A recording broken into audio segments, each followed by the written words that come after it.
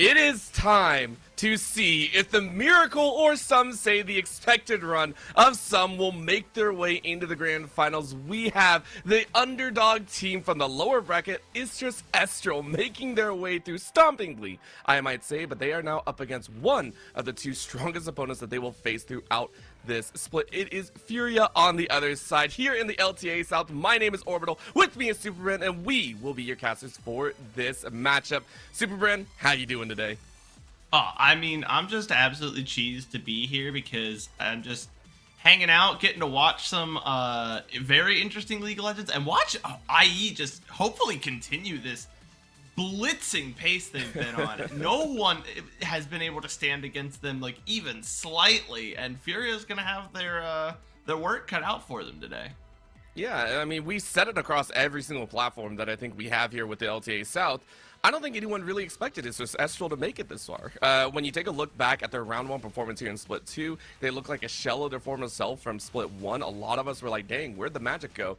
And then all of a sudden, you get them out of the BO1s, you get them into those BO3s, BO5s. They look like a whole different squad. Let's go ahead and take a look at the roster, the members that have made it this far for Istrus Estral. It is Summit, Jose Diodo, Miru, Snaker, and Ackerman. These 5 looking gods here, and Jose Diodo specifically on a warpath.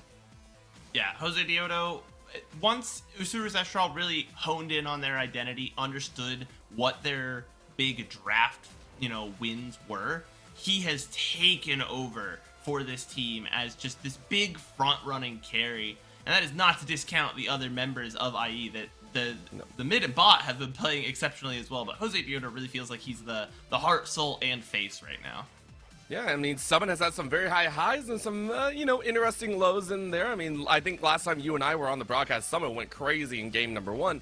But let's look at the other side. A team that IE have not played since the beginning of Split 2. A single BO1 is all they have on record against this squad. It is Furia. And Furia, after taking a rough loss against Pain Gaming, are looking to bounce back. We got Gigo, Tatu, Tuts, IU, as well as JoJo, and these 5 are looking for a little bit of revenge for a rematch in the grand finals. Yeah, Furia looked pretty much untouchable during the positioning phase where they did beat IE when they faced off, and they looked really good throughout the group phase as well, but they've taken a bit of a step back now.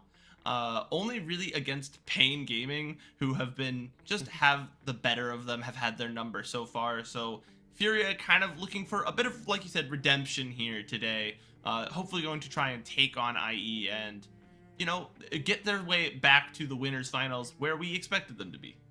Yeah, and if there is one person that I think you and I were kind of discussing on the side of Furia that still has that light in them, that maybe wasn't quashed in the winners finals, it was Gigo. Gigo specifically, I know they didn't have a great series against Pain, but overall has looked amazing. If you just take a look at them in the vacuum of the top lane, Gigo has looked amazing, and Summit has been a little bit hit and miss, so that's where we're kind of taking a look, maybe seeing if that's going to be a shake-up, a change for that top lane, and see if Furia can take advantage of. Yeah, Furia with Gigo has looked so good. Gigo just, I would say, the best top laner in the league.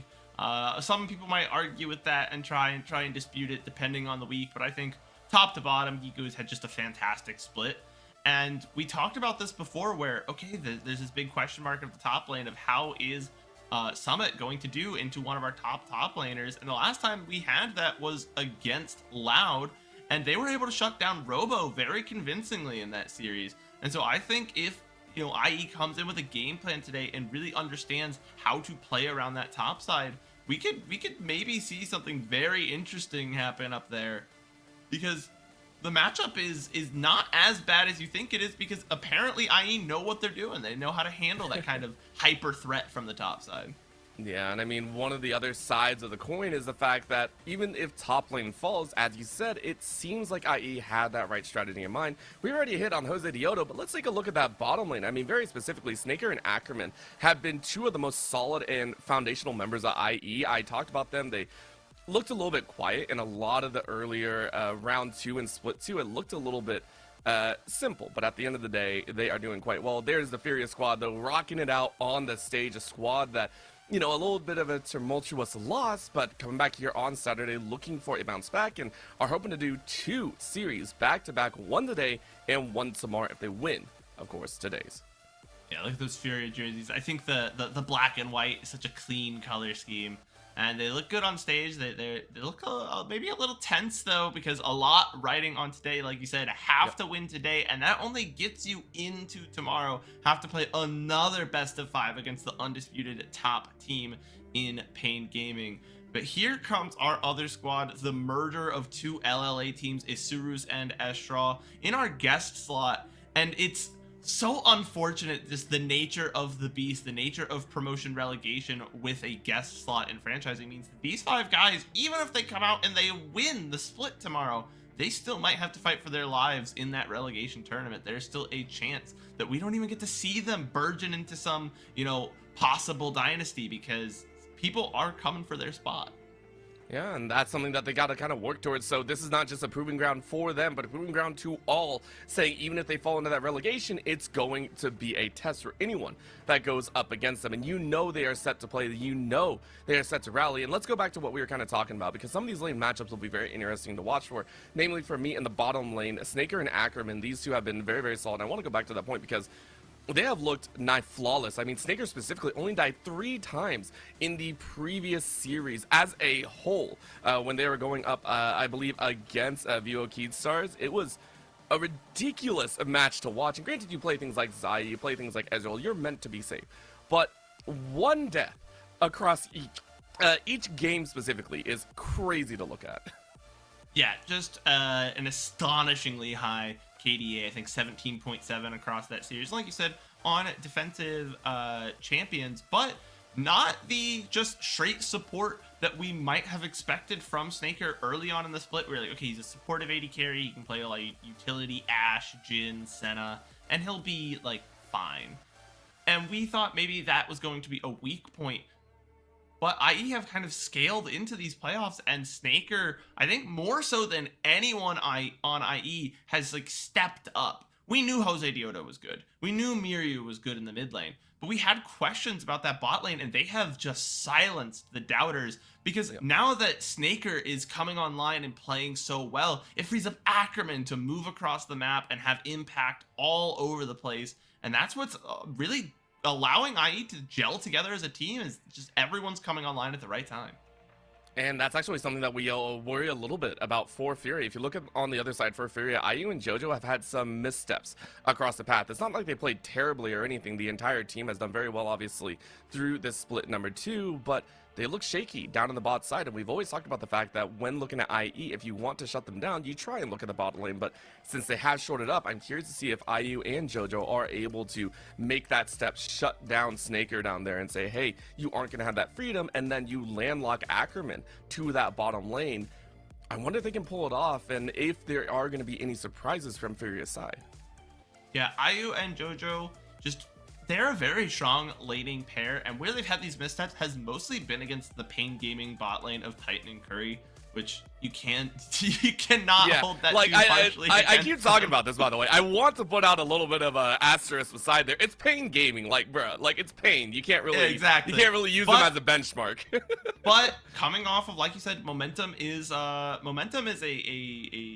fickle mistress, but she's currently screaming the name of Isurus Estral, who are coming off of all these big wins. And like you talked about, Fury is coming off that loss to Pain where they didn't look good, and that could get in your head. So we're gonna need to see IU and JoJo have a bounce back game if they want to control that bot side and, you know, play out of there and you know, shackle down Ackerman, like you said, to prevent him from roaming and helping the rest of the team.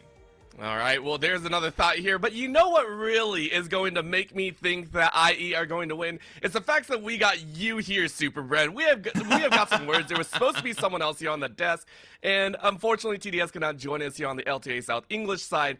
The fact that you have cast a win every single time you have had IE here on the BO3s and BO5s, are you expecting that curse or blessing to continue onwards? You know, I'm gonna say nothing on the matter, because if I say like, yeah, actually I'm IE's good luck charm and you guys don't know that, then they'll lose and I'll look like a fool.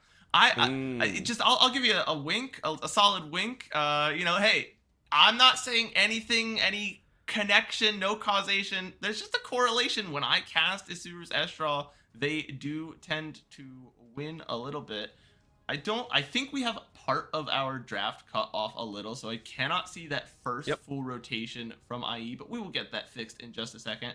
But we Okay. do see the Jin in the hands of Snaker and Ari with Miryu, and I've been told that that is a Vi first pick for IE. So Vi Ari, Ooh. always a very potent combination, plus a very comfortable pick for Snaker in that bot lane, but not a half bad draft on the other side for Furia there. Yeah, and you can take a look. It feels like a very compositionally sound. I can talk, don't worry. What we are looking at on the ban side as well, IE have banned away the Rumble, the Sejuani, and the Naafiri, as well as the Nautilus. You can see in there. On the flip for Furia, you go ahead and ban away the Yone, the Gwen, and the Kalista, all these targeted towards the top jungle and ADC role, plus the Ambessa. As you can see, they're now a target towards that support role with the Nico as well as the Karma. Great utility supports to come out here and to be denied away as well. Yeah, it's smart to take away that, especially the Karma, the really easy early poke. Allows Jin to kind of set up. If you have a support that can bully and just constantly get damage down, those deadly flourishes can lead to big setup pick plays. So it's a smart ban away. I'm not sure if I've seen Ackerman play the Karma too much, but obviously it's a more of a compositional ban. Nico received some slight downgrades this patch. This patch had a massive run of nerfs and buffs, all really targeted at pro play, just slight tweaks and adjustments, but still the premier kind of bully bot laner. And we talked about not letting, IU and JoJo run over that bottom lane. And so, of course, you're going to take away picks that would let them do that in the Nautilus and the Nico, giving them a safer lane to play through, especially with the Rakan who could disengage so well. We see Ackerman was hovering his Pike and his Bard. He seems to do every single draft, and you know what? If he believes it's bringing him good luck, it's like rubbing the Buddha statue to grant you good luck. He has to just hover Pike to make sure he wins lane. Yeah, and you gotta enjoy it, but it is gonna be the Gnar. It is gonna be a nice little treat there in the top side for Summit. You're going up against the Scion, which Gigo is gonna try and use that to great efficiency, but that does mean that for the Gnar, you get a relatively free lane for at least a little bit, unless you make some mistakes along the way. However, we do get eyes. We're wondering what that last support is going to be in there for IU's side, and be able to help out there. I believe I saw it was Renata Glask. Ooh, okay, it is. There we go. You gotta love it. You gotta love it. Renata Glass, a great deterrent at the very end of the day, especially considering Fury are going for a very frontward facing composition. You have the Scion, you have the Xin Zhao, you have the Taliyah. These are all champions that are going to make their way forward into the battle. Granted, you also look at the Vi, the Gnar, and the Ahri. All of these are also going to do the exact same thing. So the Renata Glass in R5, very, very nice pickup for Furia. Yeah, overall, the compositions are pretty stylistically similar. They both have this, top three that want to go forward in the top jungle and mid. They all kind of want to get in your face and duel. And then a bottom two that want to sit back and have a disengage option in the support. The quickness, being able to just charm a huge chunk of that front line and keep them off of your ADC. And obviously the hostile takeover being able to relatively do the same through a bit of a different method of deployment. But compositionally, they're super, super similar. Yeah, they both want to do the same thing, which actually brings in the question for me, where a lot of these lanes are going to shake out. We talked about the top lane, we talked about that bot lane, we talked about literally every single lane except one. One in particular is something that I think is going to make the big game-altering change. We didn't talk about that mid lane, and specifically because when you look at Miro as well as Tuts, both of them want to do relatively the same thing. You know them as players that love to trade, love to get into the mix, love to fire off those skill shots. But it makes sense. Of course, the main subject of today's series is going to be that jungle matchup. You can see Jose Dioto, I believe, up there having a bit of fun and hopefully giving us a treat. Yeah. And talking about that mid lane that you had brought up, this matchup is going to be kind of a steady one. It is really going to matter, who is able to play out their lane better and shake out to help their team, because Ahri has a relatively safe laning phase most of the time. Now, if you play it really well with the Talia, you can shut down a lot of what Ari wants to do. The Unraveled Earth can really, put a thorn in the side of an Ari who's using Spirit Rush. But overall, both of them going to probably try and just trade and poke and chunk. And then once their opponent is finally low enough that they say, oh, I have to back, I have to get out of here, then they will rotate and try and make a play elsewhere on the map rather than trying to force it through the mid lane. Right now, we go ahead and get that little touch of action.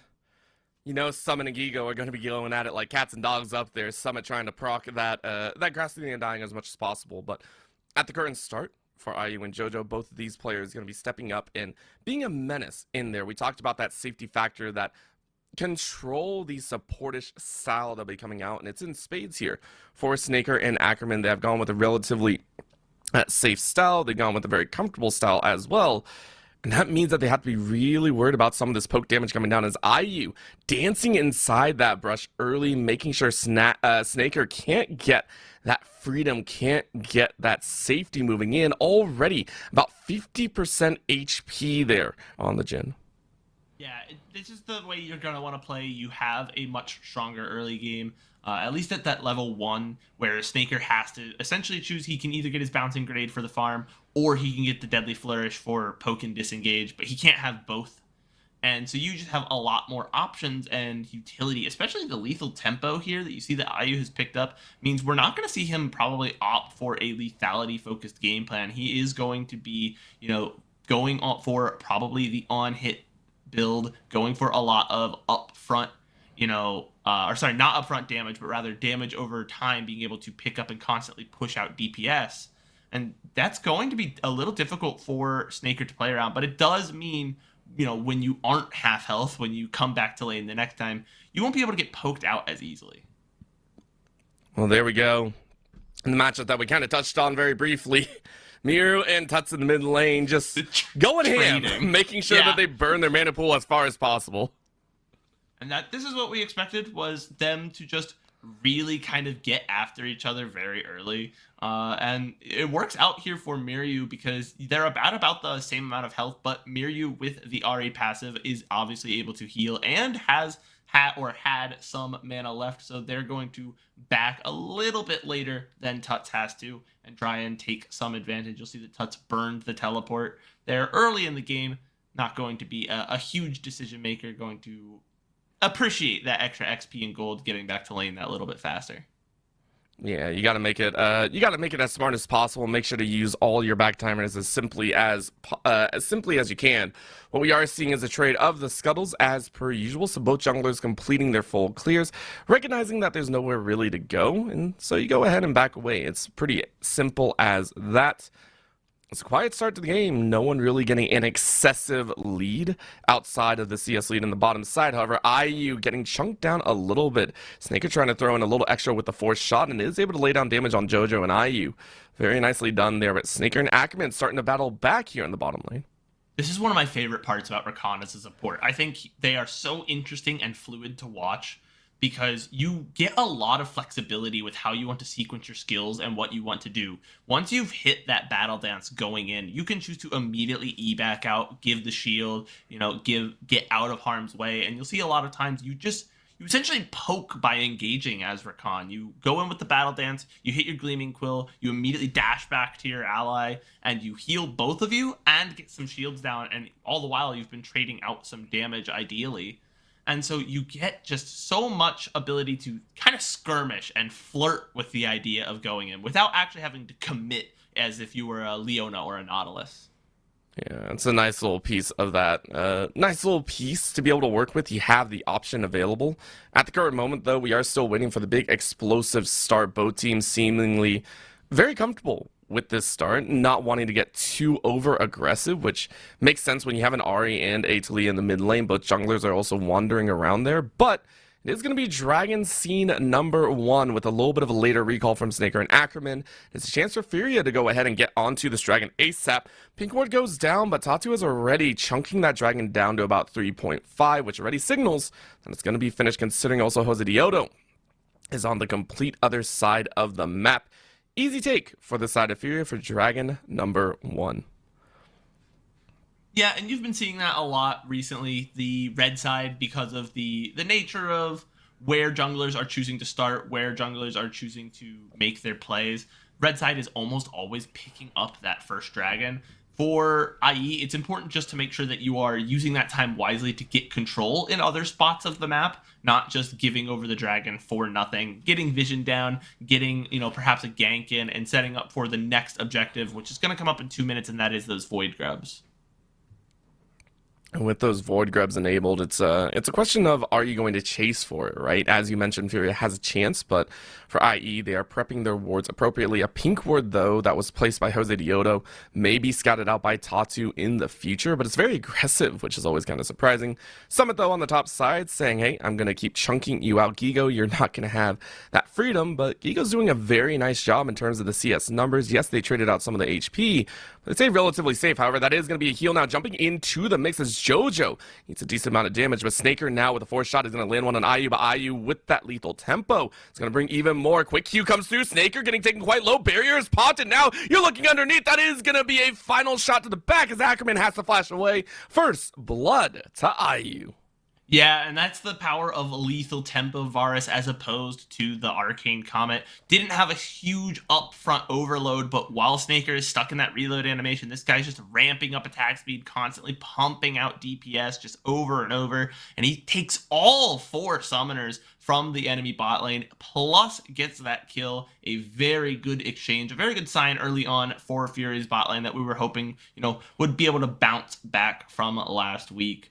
So a good trade allows them to get ahead early and should prevent Ackerman from utilizing that recon across the map, prevent him from truly roaming and enabling. He is in the mid lane right now, but he's going to have to head back down to help his Jhin at some point. That, or you just leave him alone, as we do have that rotation coming through here. IU and Jojo now up to the top side of the map, going ahead and gathering up for these grubs. As we mentioned, it could be a huge piece of play for. What a nice snag by Summit. Summit throws him straight into the wall, even burns the chain of corruption from IU.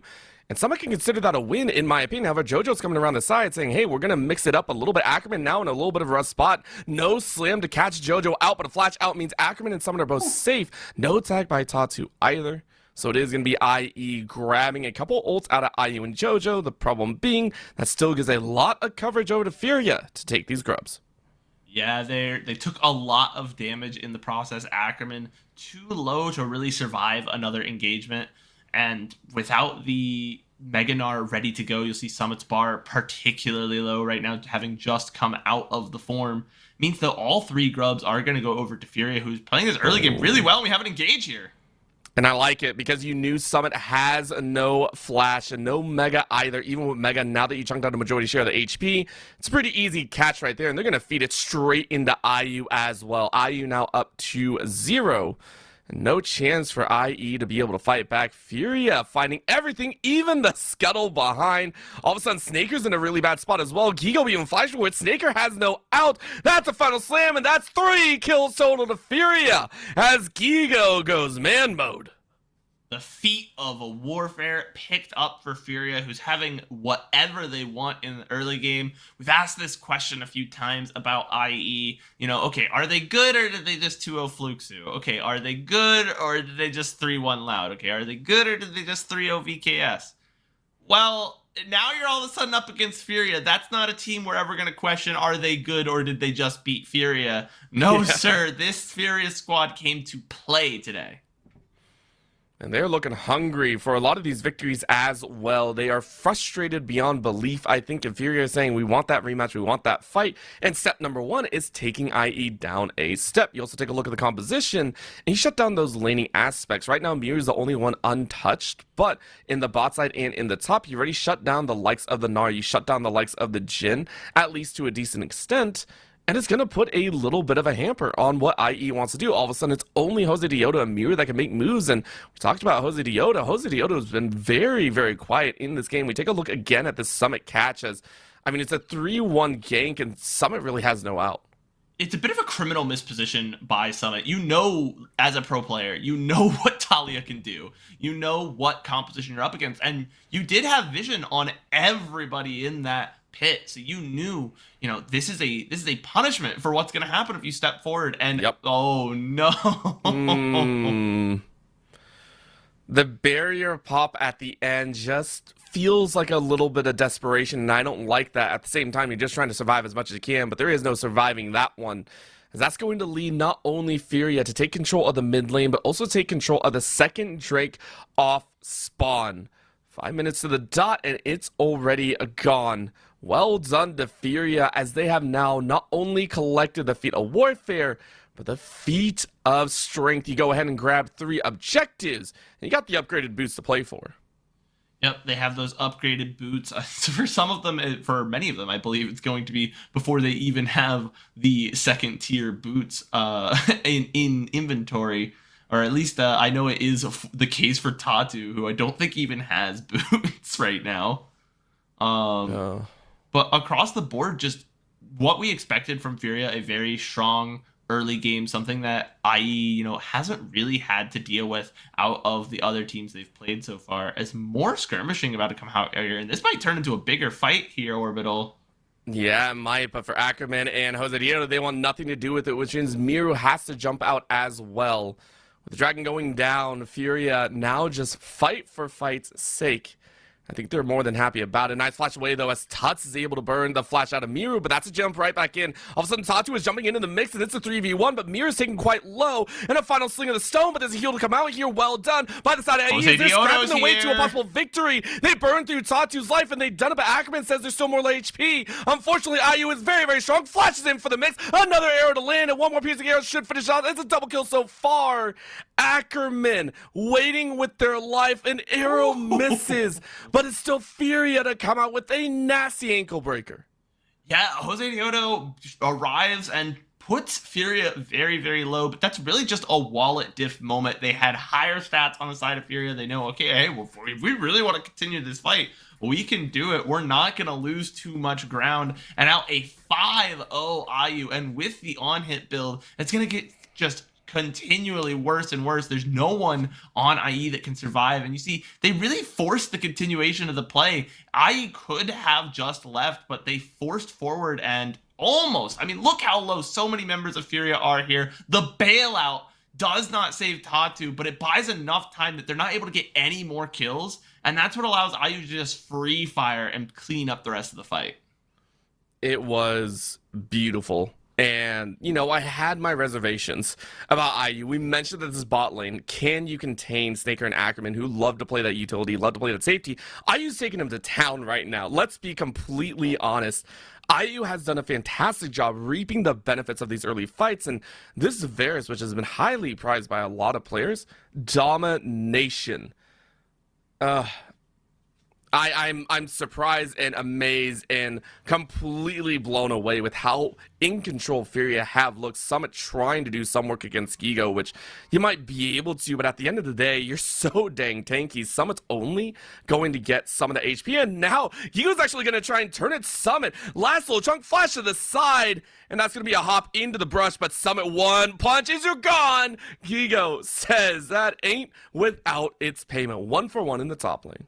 Summit, it's Gigo who's the beneficiary. Summit, the victim of some nerfs to grasp on ranged champions. When he's in his ranged form, when he procs that grasp that way, he only gets 40% effectiveness now, which it used to be 60% effective for ranged champions. You really don't get that much healing, and so as soon as he kills Gigo, he is just far too low, and one punch does him in.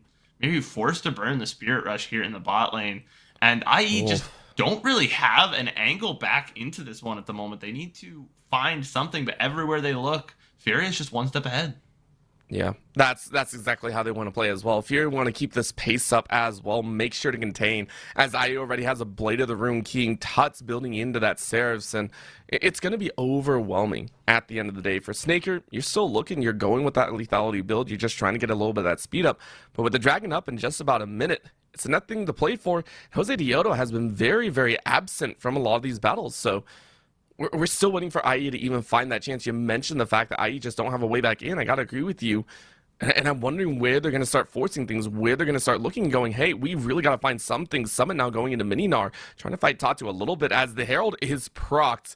And everyone's kind of coming around the side. IU ghosting out of harm's way, though, as Ackerman burns their ult. But in comes a fight around the side as Snaker starts to try to chunk through Gigo of all people, which allows Tuts to roam right on in. Honestly, for Furia, it's just about keeping your team alive, which has been done. Herald started up again, though, by IE. Yeah, IE trying to find something here, going to try and play for this objective. Furia just not wanting to give over any huge shutdowns. Tatu, no. Tatu, no. Okay, good smite to come out here. Everyone kind of walking away because Mirror's off on the edge. I honestly thought a smite was going to come through a smite battle. It looks like Tatu actually tried, but I don't think it went through in time. So Jose Diodo able to collect that Eye of the Herald. But guess what? Dragon is on the table, and that means Furia put themselves on sole point at about 17 minutes. For Gigo, it's the price you pay, though, for the rest of your team to come out on top. This is just, a little bit of free farming as you reset the tower aggro. And Gigo's actually out unless Jose Diodo can find a little bit of a mix, ulting in with the cease and desist. And Gigo tanking up so much extra. No way Gigo lives. No way Gigo lives. What a punch by Summit. Someone was pissed off and used the Herald to finish off the kill. Oh my goodness, he's so tanky. It was a good play from Jose Diodo, who used the bounce off when you throw yourself out of the Herald after a charge to make the gap. Miru. Oh, and it's gonna get Snaker in a bit of hot water as well. Tatu backing off. No need to give over any more. You got a kill. And here's the problem for IE compositionally here is that while yes, they are fairly similar, in the bot lane, you have a much utility, and I would say Jhin, a very snowball-centric ADC, where if he gets ahead early, he can just unleash unholy damage with the 4th shot and the ult. But if they are behind, Jhin is really he's just kind of a guy. He's like out there on the rift. He's not this masked menace serial killer that his lore puts him up to be. He's like your neighbor Dave. He's got a gun. That's cool. Meanwhile, he's up against a that might only be archer. US base.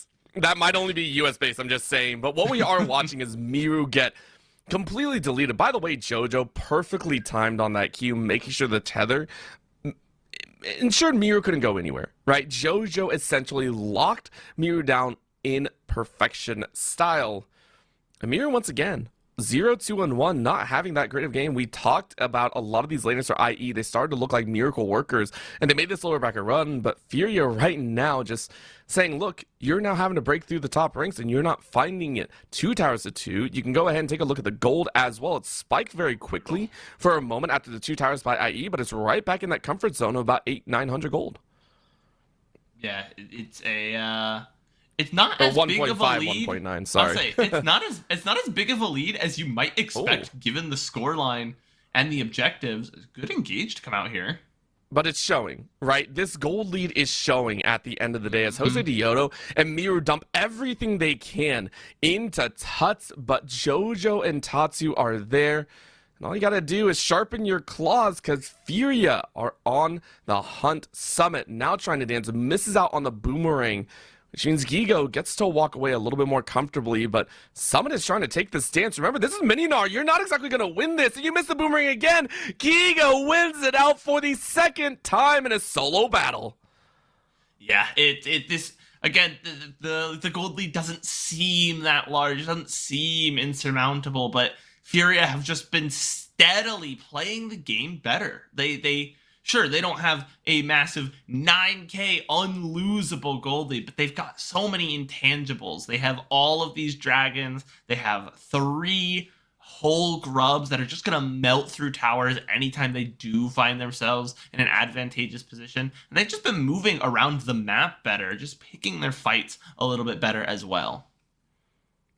I think it's only going to continue. Gigo now with their 2nd solo kill of the game. Yes, they lost out earlier to Summit, but it was a 1-for-1.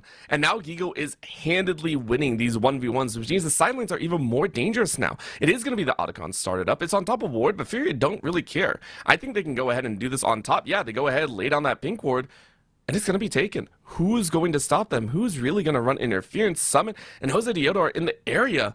But it's a 5v3 for the moment. You can take a look. Miru's nowhere close. You might have to TP, and Ackerman's just gone. Ackerman's already Ackerman gone. is slaughtered where they stand. Curtain call used, but the wall's enough to deter. and Furia have every piece of leverage that they could want. They have gathered every single global objective this game around. Yeah, this is a pretty thorough shellacking going on. All three bot side members, the mid and bottom two, have yet to die. They're sitting on these massive shutdowns, but it's not going to matter because I don't know if IE is ever going to be able to collect. They're just look nigh untouchable at the moment, and it's a little spooky. I'm gonna be honest. I'm surprised out of the gate. Where is the IE that we've seen in the previous few series? Where is the squad that has indefinitely looked better and better every single series they play? Yes, they're getting some of these towers. Yes, they're able to answer back with some of the lanes, but that's not the end of the day. You're down about 3.3k gold. You got Dragon coming up in about 10 seconds. You do have some wards, but is this teamfight actually going to get your way? As Summit's right back into Mininar. Summit about to fall into Mininar, doesn't have the huge tool to use. Gonna try and, I guess, build some of that Fury back up, but that puts him well out of position. Yep, and I mean, you're so squishy. You now have to get ulted in by Ackerman. Ackerman's going to try and keep you safe, but JoJo's around the corner. It's going to be another jump. Tatsu slaughters Summit, and now it's a chase for Miru. Miru's going to try and run as quickly as possible. The Chain of Corruption locks you down. It's a quick moving Earth, and it's a killing spree for Tuts. With 2 down, you have a 5v3, and unless Jose Dioto wishes to sacrifice her life, it's going to be Soul in one of the fastest Soul games that we've seen. Furia are going to go ahead and get the Chem Tech 4th for themselves. Yeah, Furia getting Soul about as fast as you really can possibly get it. Getting every dragon pretty much off a rip, and now looking for more here. Ackerman, I mean, you just came back and alive. You're trying to do what a support does, but, I mean, you're squishy, bro. You are a Rakan. You got no real item in your tank, and it's a 4-man death squad rolling down on this bottom lane. Recall coming in from IU just to spend the gold, making sure, I mean, what are you going to buy? You're going to full item out. I'm kind of curious. What do you pick up? No, you pick up an axe. That's about it. Now you go ahead and grab an extra pink ward. It is destructive work. Furia now up 5.8, and they're looking to do even more. Miru with a great charm, and with the Spirit Rush out, you're going to keep yourself safe. But still, towers falling, objectives falling. Furia have this game in their hands. Yeah, it's Furia's game to lose right now. They've got not only this massive gold lead, but all these intangibles. I forget exactly, you know. No, maybe JoJo. Someone can pick one up. Okay, thank you. When the support has a shutdown that you needed to collect, you know things are out of control. Yeah. I forget exactly where I remember hearing this from, but if I recall, the assertion is that 4 dragons plus a soul is about 2,000 gold worth of intangible stats. Like, it's not going to show up in the gold lead, but you do have all of that extra combat prowess, as Summit once again just in no man's land. I mean, I know you want a duel. I know Summit wants a duel.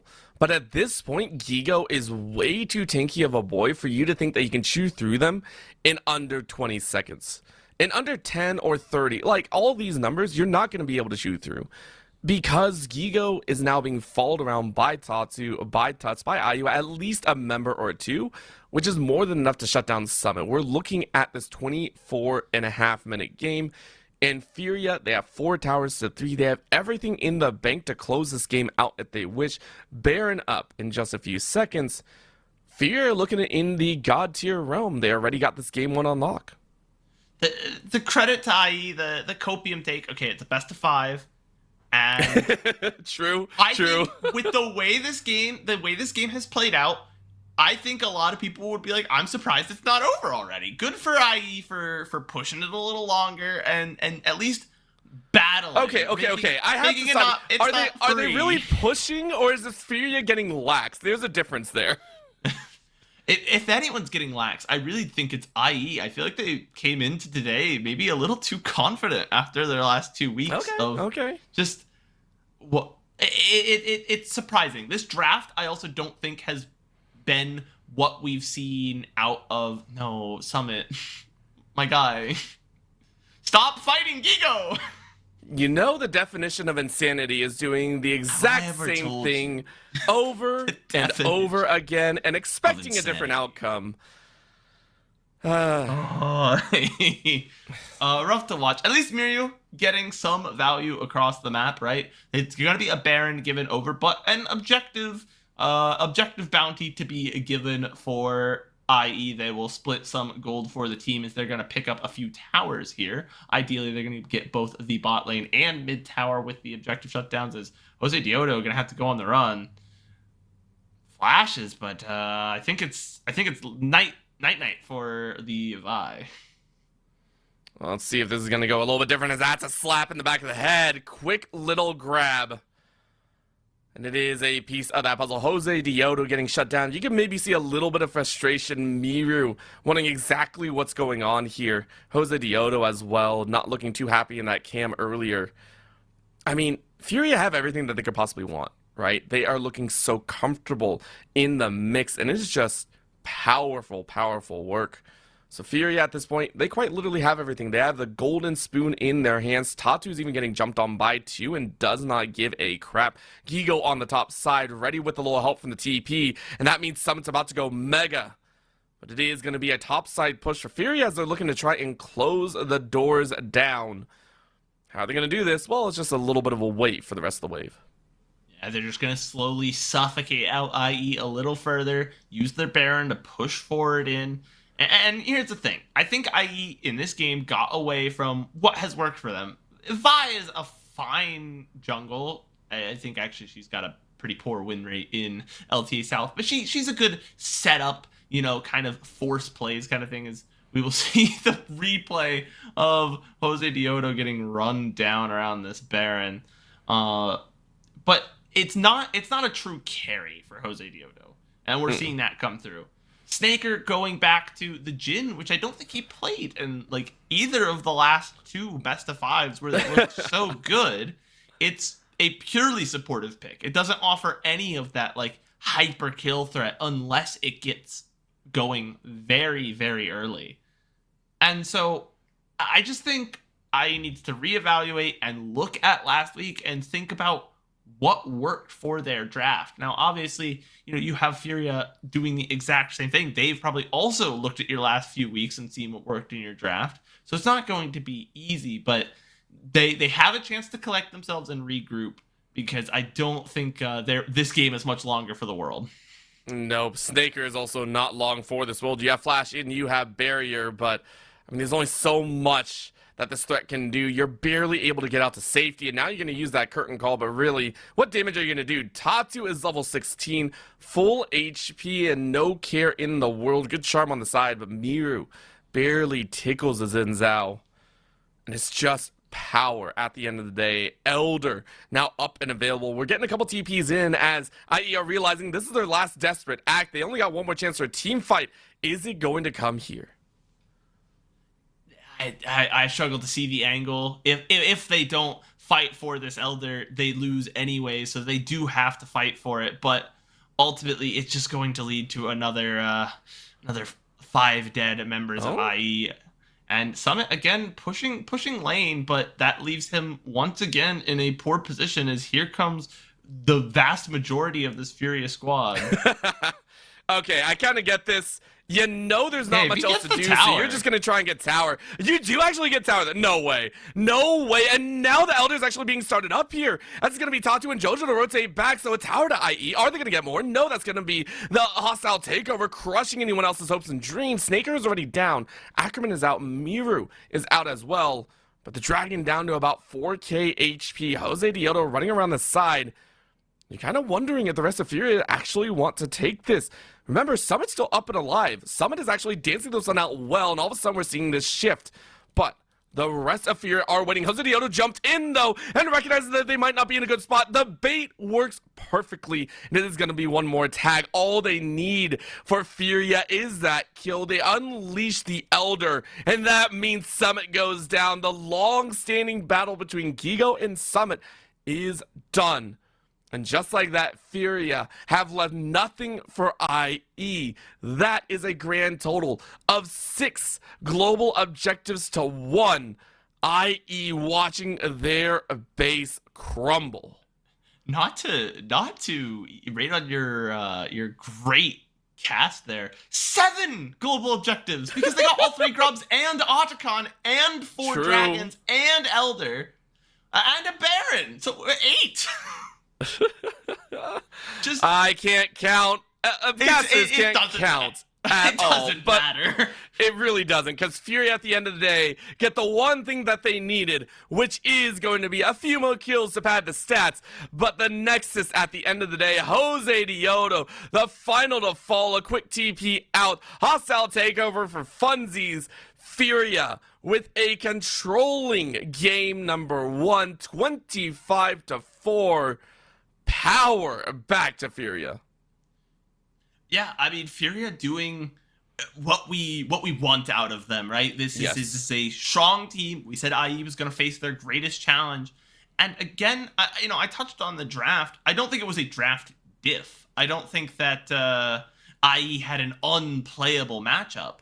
But I don't think it fit their identity fully. And Furia were perfectly fine to play it out from there. They just knew they were very comfortable with every moment of the game state. And so we're going to need some re-evaluation from Isura's Estraw in game 2, because otherwise it might be a very swift exit, from this loud roar to go out with a whimper would just be really, really unfortunate. Yeah, it's something that would make us all very, very sad. Estraw have had an amazing run so far in the lower bracket, but as he said, they run into a challenge. Furia looking very much in control, very ready for this battle. We can only hope it continues. We got game 2 headed your way here in the LTA South. Before we go, we want to give a big shout out, because if you enjoy what you're listening to and enjoy what you see, please go ahead, give us a like, give us a follow, give us a subscription if you're watching over on YouTube or anything like that. We'd highly appreciate it. There's more to come, though, for this lower bracket final, so please don't go anywhere. We'll be right back.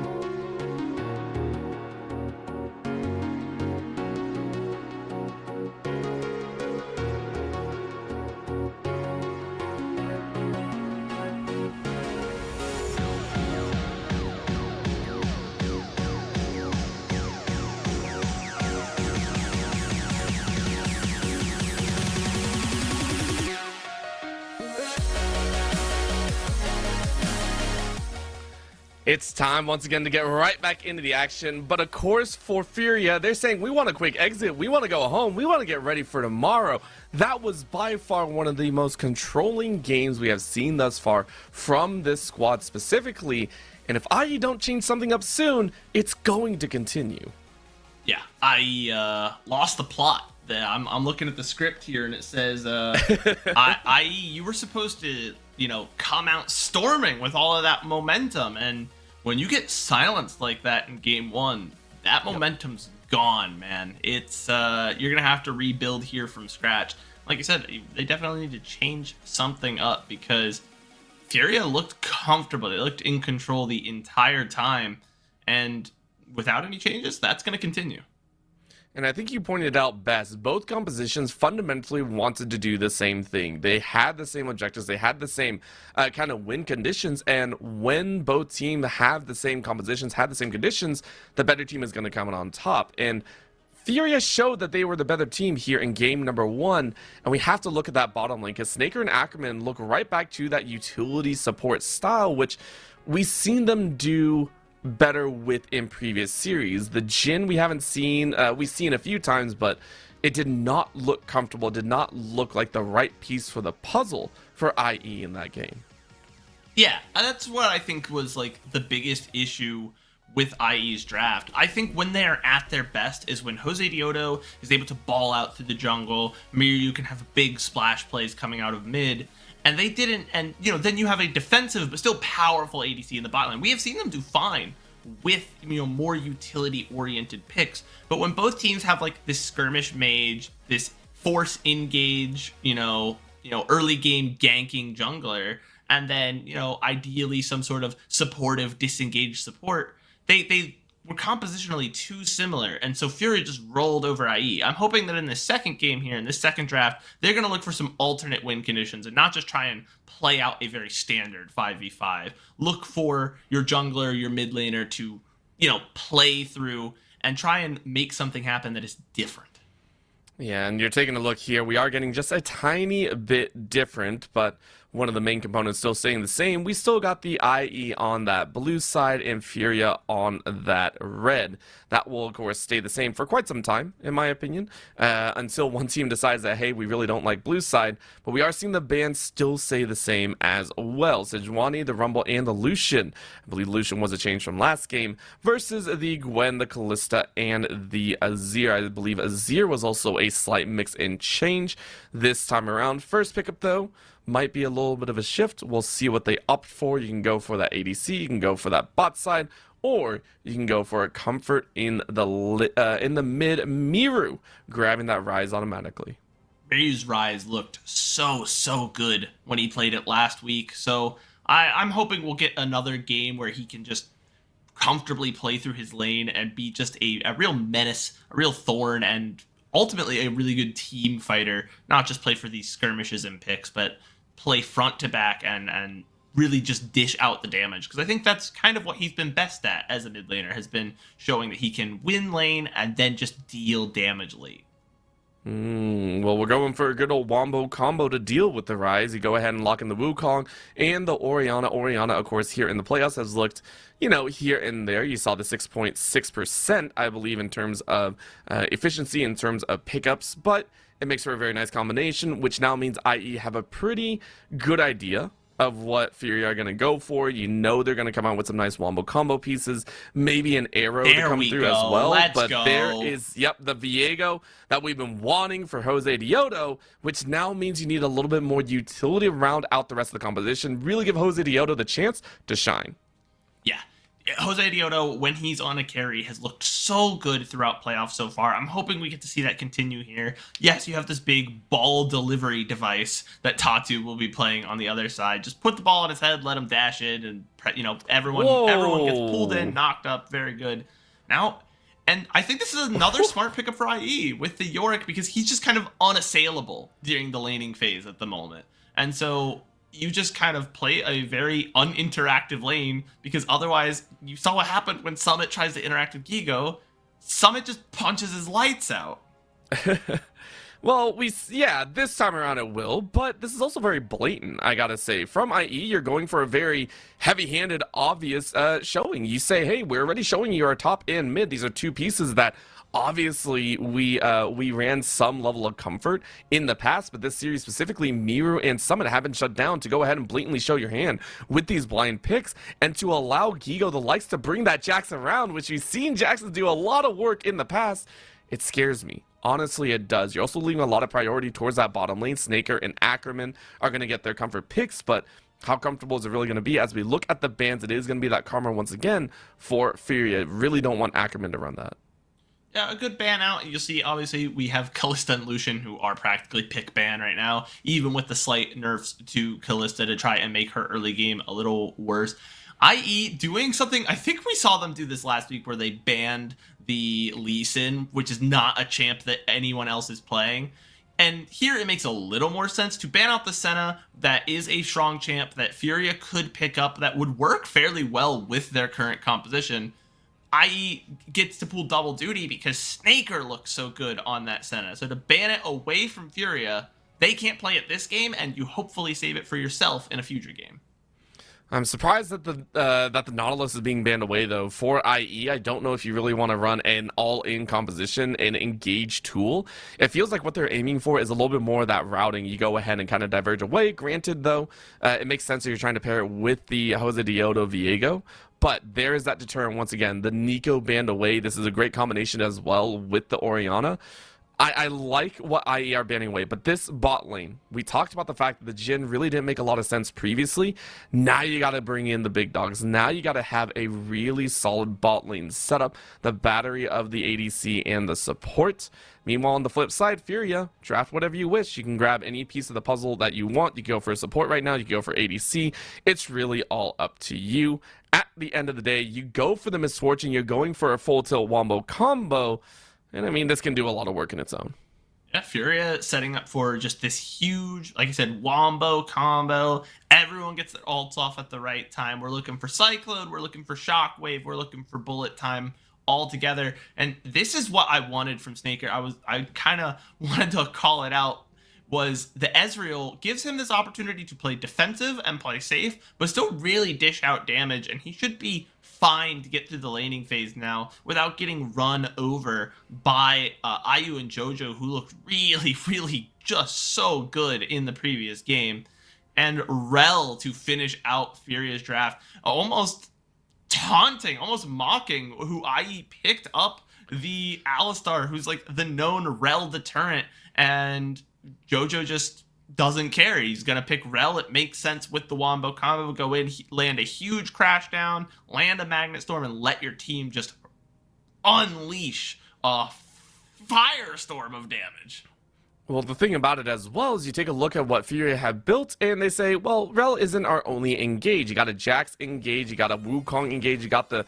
Essentially, you just want more opportunities to use that shockwave. That's really what I'm looking at. The Rel at the very end, it could have been any engage tool, I think, but this one just it is going to be a terrifying thought at the end of the day. That's all I can really think about right now. We're getting into game number 2 between Furia and Istris Estral. Istris Estral on a tear through the lower bracket, but right now getting hard stopped by Furia, who are wanting that revenge matchup against Pain Gaming in the grand finals. And we'll see if it all happens here, because if Furia wins, it puts them at a 2-0, just one step away from their rematch. It's successful, though. This is the time to make things turn around and come back in their favor. Let's see if they can pull it off. You can see the Furia fans in the audience, and they have got to be happy, but at the same time, it's successful, hoping to show what they can. 3-1-13, let's see what we can do. All the fans hopping up and about, but at the same time, it's all down to those on the Rift. Have to wait and see exactly how this game pans out. SuperBren, do you believe in your own powers to bring IE a victory, or do you think this game is going the side of Furia? It's gonna depend a lot. I think the watchword for this game is positioning, because when you have this big wombo combo, everyone just drops all 5 ults into one big firestorm of damage. When it hits like a cement truck. Like, it's going to be just brutal to watch. But if it misses, you are suddenly left without any damage, without any tools. And then you're going to see things like the Rise, like the Ezreal, continue to just pump out damage that aren't dependent on these huge, big, one-time use ultimates. So, maybe I want it to be true, right? I want to be like, yeah, I'm the good luck charm, but they need to watch their step because the ground is treacherous on the Rift this game. Yeah, it's a little bit of a test overall, and to me, it's just, it's a scary thought overall. One of these moments where we want to see IE do really, really well, but that last game did show that they need to watch every single step that they have, watch every single movement. If they play things wrong, it's going to be a problem. On the top side, though, for Summon and Gigo, I have to talk about this, because last time it was the Gnar versus the Sion matchup, which we know a good Gnar can really take advantage of. At the same time, it really didn't go their way, and now you're going for just meatball against meatball. You're just bopping each other on the head as much as possible, and you're hoping to get that value. For Summon and Gigo, I'm really curious if someone is going to be getting the chance to free farm like they did before. Yeah, now we're going to have to... We're really going to have to see, because yes, it is meatball against meatball, but I feel like even with the slight changes to Yorick to try and make him a little more assailable in the early game, he plays such a safe lane just by kind of being Yorick, that it's going to... I'm interested to see what Gigo's strategy is to play around that. If he's going to try and force fights, and if he's going to try and get ahead early where, you can see a Jax take over a game in that way. Or if we're going to maybe see some cross-map teleport, some rotations, where he might try and force things to happen in other lanes. Granted, the other side is Gigo can also do a powerful push if given the right opportunity. We've seen Jax's go ahead and cruise through some of these laning phases, and I mean, Gigo can do so. Gigo looked amazing in the previous game as well, being able to play, that tank side and still win some of these 1v1s. Now you're going to be looking to do the same, as Mir started off this laning phase in a healthy HP deficit, I should say. Right now, trying to fight back, was able to burn both pots, but burn both pots out of Tuts as well, which means both of them are willing to kind of back away and be like, okay, we kind of don't want to deal with this one. But what we are watching for is heavy wardage as well. Gigo trying to get some wards down, and then Tuts warding out that top side, as you know where Jose Dioto is, and they started from the bot to the top. Yep, pretty standard clear out. We're going to see Jose Dioto try and make some plays closer to level 5, I would presume, or once he gets that ult online at level 6, he can really start to shine. Get those resets online, as we're getting some skirmishing in the bot lane. And this time, IE does not look... At this point in the game, last game, IE was already struggling in the bot side. It looks a little bit safer now. I think that's also understandable when you play something like an Ezreal, comparatively between the two. Safe is a good word for him, yeah. Yeah, if you're not safe, I don't think you're playing Ezreal right. That's all I can really say. If you're not safe, you're in trouble. And it also stands to reason that Snaker is very happy about this because you are safe. Take a look at the CS differential. You're doing okay, but Jose Dioto and Tuts are both trying to make it not so safe. In that essence, as Snaker gets a flash out, actually just an arcane shift. I thought that was a flash as well, but it was just a weird headbutt. No, it is a flash. Yeah, I was like, that is a flash. So double piece of the pie. Meanwhile, Gigo was able to deter out a gank in the top side. So a little bit of a win over the Furia side. Furia able to survive the gank on the top side, does not have to burn any resources, really, just the health. And it's fine. The wave's in a good spot for Gigo to just kind of sit there and farm up the rest of it. Not really in any danger in the bot side. Yeah, you are going to value Snaker's flash. Even when he has Arcane Shift, his flash is more valuable in this early game than JoJo's. Later on, the big flash is going to matter for huge engages on Rel. But here in the laning phase, you can rely on the Hex flashes. They're going to try and dissuade each other from backing so brazenly. Going to try and get the resets in and come back to lane a little bit stronger. You see already the Misfortune going... Oh my, Gigo very low. Gigo, you don't like this. Yeah, you have to burn the flash. And that was off of Summit getting an early TP back. Gigo kind of greeted for that wave and now lost out on their Summoner spell. That kind of hurts. Granted, you got the swap out. IU and JoJo are going to be joining in on this top side. Early Dragon hasn't gone their way as cleanly as before, but the call for the swap at such an earlier state is really quite interesting. it works out really well though because of the timing of where the wave was. IU and Jojo collect immediately to get a wave that otherwise would have crashed into the tower because Gigo was so low and had to back, and Gigo can then just immediately teleport to the bot lane and collect that wave as well. Oh no. Oh, Ooh. okay. I was gonna say, one recall stopped is pretty rough. 2 in a row though is about what, a good 20 seconds burned. That would suck for Summit. Would have set him really far behind, and as you can see, Gigo is already on the tower in the bot lane. Summit making his way there, does not have the teleport, and one of the things that happened this patch is Jax did get actually a fairly significant buff to his passive. He gets a lot more attack speed per stack, even at a low level. At early on, the earliest levels, it has gone from 3.5% to 5% at your earliest levels. So you get a lot of value out of that passive, able to very quickly push in. As you can see on the map, was able to take a plate in that bot side, so a little bit of gold going into Gigo's pockets.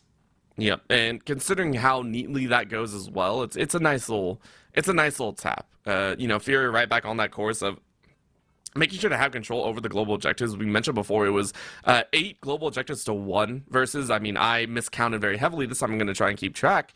But for Furia, it's all about that control. It's all about keeping pace. And namely for me, I'm curious if Summit is going to be able to match, at the end of the day. So, pieces of the puzzle coming together. Mid lane, of course, we're not going to be watching that one until level 9 or 10 at this rate.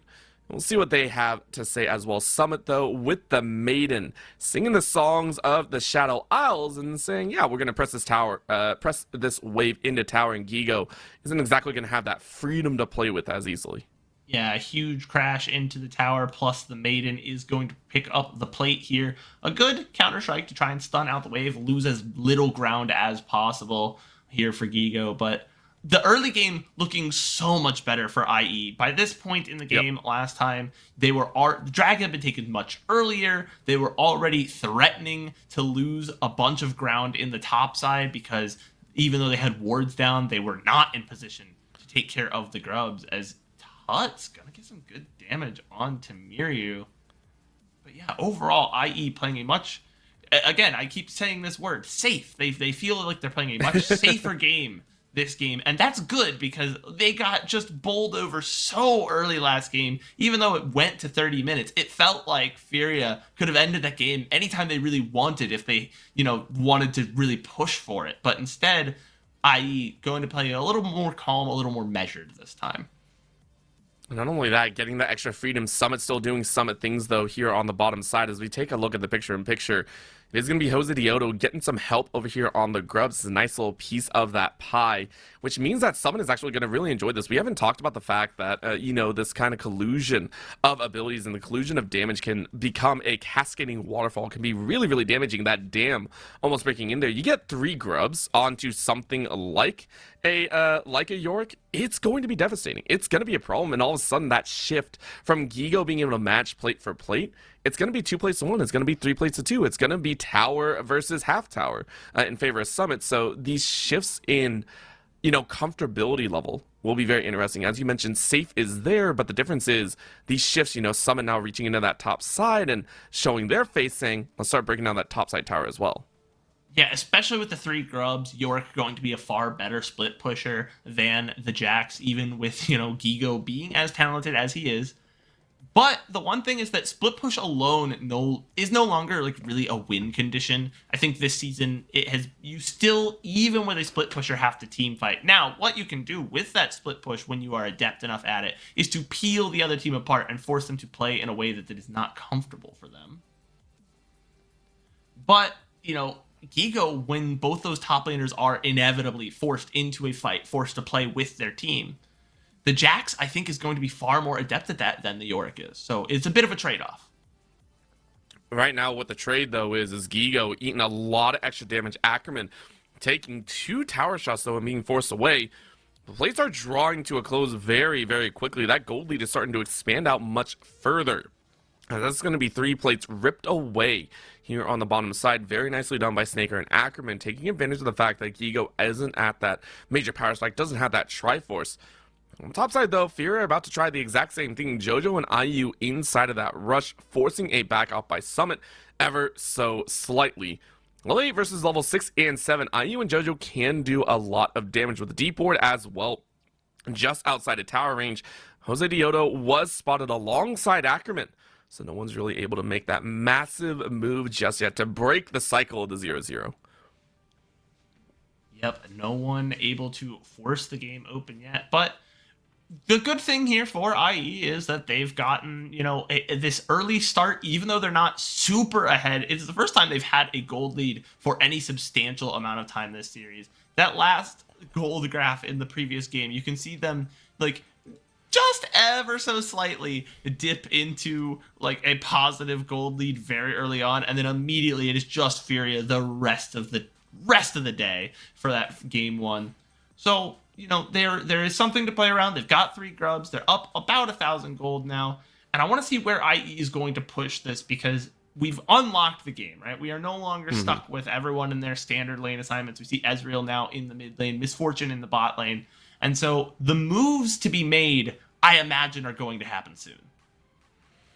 I mean, we say that, and yet, we've been proven wrong before, right? We've seen some teams actively chase that quiet pacing, that very comfortable pacing for what feels like multiple minutes. Topside, though, we're seeing Summon and Gigo actually go at it. Trade of ults yet again. The main thing is this dragon here on the bottom side. Furia once again at it first, which not only gives them Mountain, but also a little bit of healing behind with the Ocean. 2 dragons that give very good defensive stats, if you will. Very, very good defensive Drakes, but we will see almost a counterbalance that an Infernal Soul coming out. You pick up 4 of those, and all of a sudden you don't feel so bad about giving over the Mountain and the Ocean with the sheer amount of damage that can come out with that soul. So overall, again, the early game continues to be a measured pace, but a lot of plates being taken in this one. Yeah, and I don't think it's stopping anytime soon. I know that you said, SuperBren, I know that, poor JoJo. JoJo couldn't get over the wall, but I don't think they were actively going for the wall. I think they were just trying to get away from that one shot. The fact that we are seeing IE play a little bit more into a split push style and a variance, you can see how they're rotating a lot of their members, just trying to keep this off balance of a 2-1 factor for Snaker and Ackerman. And then they're always making sure Summit has a comfortable lead in that CS, in that gold.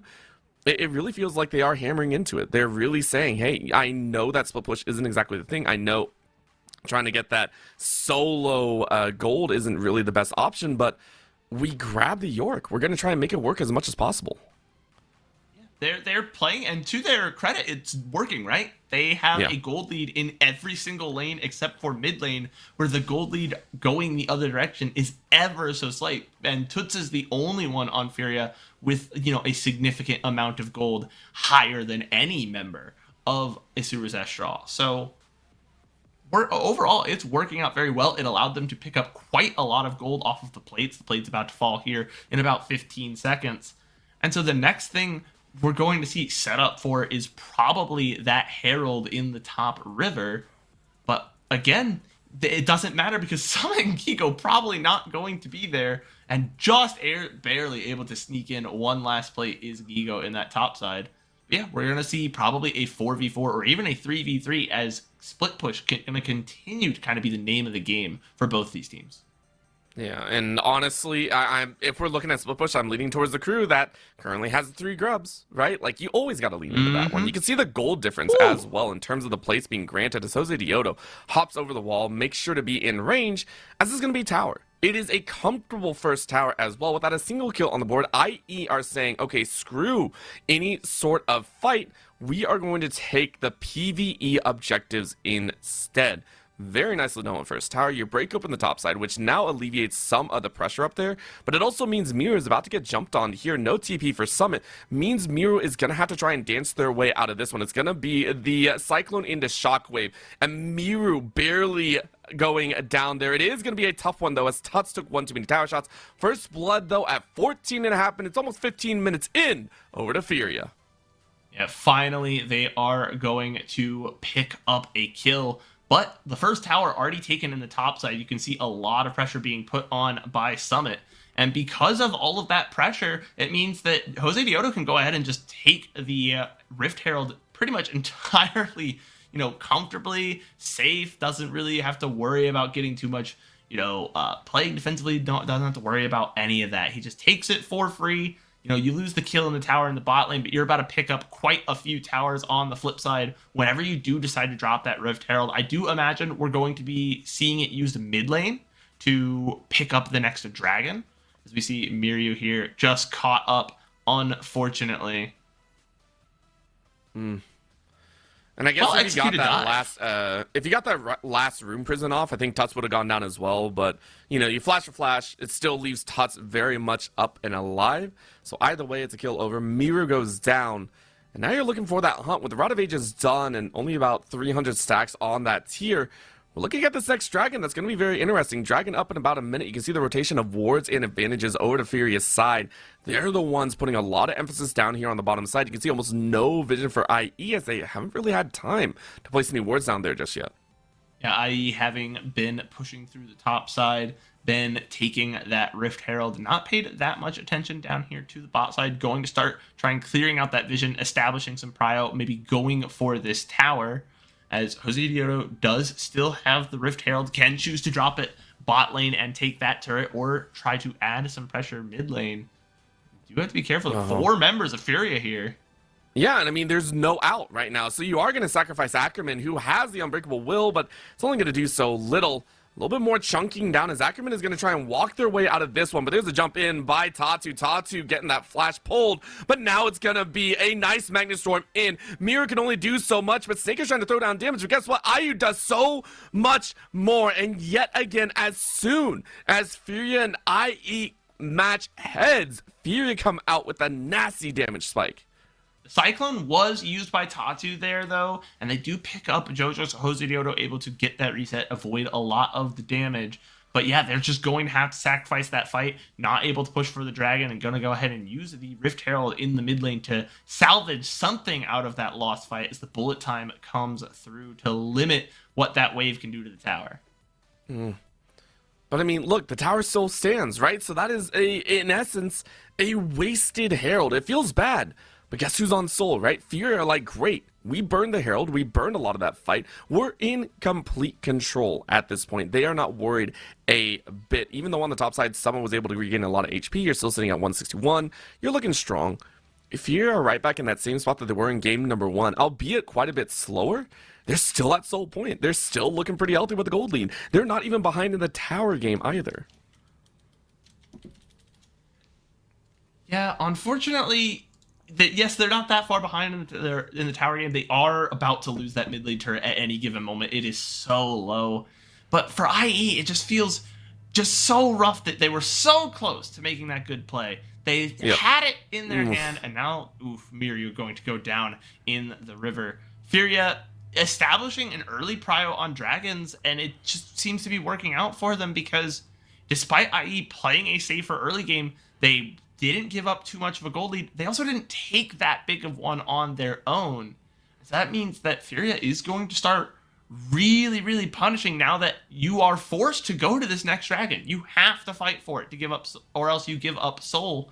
And that's where those big wombo combo team comps tend to do their best, is when they can just force those fights, force them into small, tight corridors, and then unleash all of their big damage potential all in one spot. I mean, that will even deter the likes of Jose Diodo, who we seem to be very quiet yet again. In this game number 2, has not really had a big impact, barely any gank potential, barely any control over their over the mid jungle territories. It's felt rough. I have to give credit. I mean, Furia have made sure that Jose Diodo has not had a comfortable game. They just haven't been able to play how they want. That's going to be a little bit of a jump as Gigo tries to dance it out, and a big damage back as Summit is trying to throw down, but IU's down here on the bottom side as well, which means it could be dangerous. Someone actually turned forward. A flash for flash, though, into the stun. Summit has no out, and it's a free kill over to Gigo as Gigo gets some help from the team. Yeah, IU so fast with that Misfortune W, that Shrut passive, allowing you to just go so fast. Get up, set up your big ultimate, pump out damage, and yeah, makes up a free kill there for Gigo. Now IE trying to respond in this topside jungle. And they even get stopped as Ackerman tried to headbutt Pulverize, but now gets caught out here. And there's no extra damage behind. TP in from Gigo. And IE with their first proactive move. Furia shuts it down with a Vengeance Mirror over the wall. IE, every twist and turn, whether a door by their own making or not, it feels like Furia are shutting it right in their face. Yeah, IE keeps almost finding. They keep almost. You talked about a door. They go up to the door. They put their hand on the handle. They start to twist it, and then immediately someone on the other side kicks it through their teeth. They just have not found any opportunities where they solely take full control. They call it a definite win. It's not okay, well, this trade was in our favor. Oh, this was fine. There's been no fantastic plays for IE so far, and that has to change sometime soon, or else we might be looking at a swift exit for a team that looked oh so hot coming into the day. I mean, it's only continuing here as all 5 of Fury were placed onto the top side of the map to make sure that Otacon goes their way. Permanent buff to them. They are going to sacrifice a tower on the bot side, but at this point it doesn't really matter. However, recalls are being stopped here as Ackerman is looking also for another flank option. And they're going to try and give Summit as much time as possible. A little bit of freestanding gold is knocked down as IE knocked down that mid-outer as well. I don't think this bottom side inner will go down, but damage has been done quite well overall. Actually, I take that back. I keep forgetting that they have the grub, so they are going to chew through 2 more. So, massive gold swing right back in favor, but it's only in the tangible. Total of 4 towers taken for 1 Otacon. Yeah, it's 5 total towers, i.e. at least establishing themselves on the map. But again, we're talking about that neutral objective control. Furia able to establish it over and over throughout the game. And you see that IE, like I said, had a long gold lead for quite some time. But now it is solely in favor of Furia for the last 5 minutes. And then it swings back to IE. They can do this. They have some opportunities, but they have to take a big fight win and turn what is right now a slight gold lead, something that is okay, into a neutral objective, into a big win, some extra stats on the board. Because if they just, okay, we took a bunch of towers and then we gave up the next Dragon, Soul, Baron, Elder, you're going to lose again. So they have to force something to happen here, right now, at this Dragon. Well, they're going to try as Tatu sets up a little bit too close. Clones out to safety, dragging down to about 6.5. This is doable in the dance moment, but Snaker is now going to try and run interference, and IU's taking a lot of damage, by the way. It's taken about 6 or 7 dragon shots. I don't think they actually like that. Acker is trying to find a way in as well, but you're not really going to have it. Tuts running interference. Watch for that shockwave wherever it collects. Dragon down to about 3k. In they flash. Ackerman trying to hold him off. Summit a little bit slow to get back into the fight, but there's the wombo combo around, and there's a smite as well. Tatu ensuring extra damage comes out for the side of Furia as they claim 1 more kill behind. And yet again, Furia pumping out the fury of their loss directly into this series. The second soul for themselves, a complete shutout of the Dragon objective. Yeah, a second 4 for 0, a second very early soul. Furia is loving their just complete dominance over the neutral objectives so far this series. Yes, it says, okay, there's 100 gold lead over to the side of IE, but the game is solely in the hands of Furia right now. No pun intended. As you can see, what ends up being just a great setup. Tatu with the clone, the Cyclone, able to pick up the Dragon and set up for his misfortune to have a huge impact with that ultimate, and they find the kill on the back end as well. Just kind of excellence from Furia in the jungle there. Yeah, and you called it, right? This split push style of gameplay has been neutralized in more ways than one. It's been difficult to play for, and that's why Furia looks so confident. Even the fans know it. Furia are looking confident in their way right back. 1 game can be a coincidence, a mistake even by IE, but 2 in a row with this dominant of fashion. Furia are right back in the driver's seat, and they are showing that they have what it takes to be able to fight as a grand finalist at the end of the day. Yeah, they need to keep this momentum up. If Furia really wants to prove to me, I think prove to most of the LTA South viewers, a lot of the people that really follow this region, that they can even contend with Pain, they need to finish this one out in the same dominant fashion that they have played throughout these first 2 games. Because at this point, okay, if you really want to show like you are a contender, you can beat Pain, you have to be able to take care of IE handily, and they're trying to do that right now in the mid lane. And I don't know if it's really going to work. Quick little tap on the Realm Warp just for a little bit of funsies. Mir trying to bait them out, but Ackerman yet again stonewalled in what they want to do. And all of a sudden, this 2-piece combo is going to come around the corner. Quick Cyclone to drop Snaker so low. Bullet time to finish it off. There ain't no chance in the world. Summit still pushing like their life depends on it, because it really does. You cut the wave, but there's a big purple worm that is much tastier than any wave could ever be. Yeah, Summit has the vision on the Baron, hesitantly trying to step forward and establish some presence into the river, but doesn't have vision on multiple of the members of Furia, doesn't know where those guys are. And here they come. They're getting good damage onto him now. The Ignite coming out. He's on the run. Furia's going to take another neutral objective as they kill 2 more members of IE, and this just dominance over the neutrals continues to be the name of the game. I mean, it's just all out aggressive, and I want to say this time, as Mir is run down, it feels like Furia have done this off of excellent team fighting. I want to point that out. They have looked excellent in all of their team fights across the entire series thus far.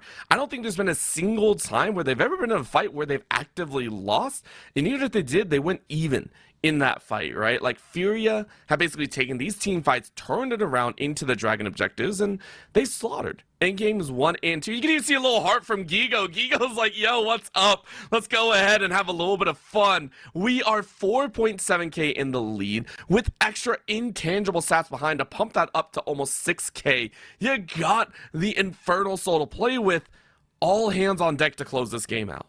Yeah, it was great work to take those towers and keep the gold even for as long as they did, but IE solely just completely cut out of the game. They are unable to do anything. Furia has just clamped their jaws shut, so to speak, and is going for the kill now. We are in this final stretch here once again.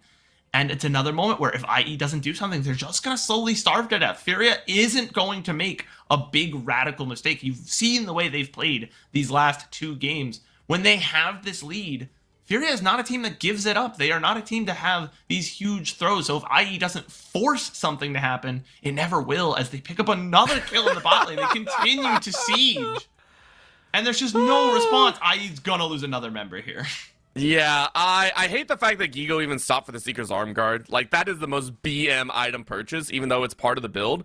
It's annoying, and it's frustrating, and you're realizing that it's done its job as the rest of Furia come around the corner, find IE struggling, and there ain't no response. Ackerman run down a bop on the back of the head.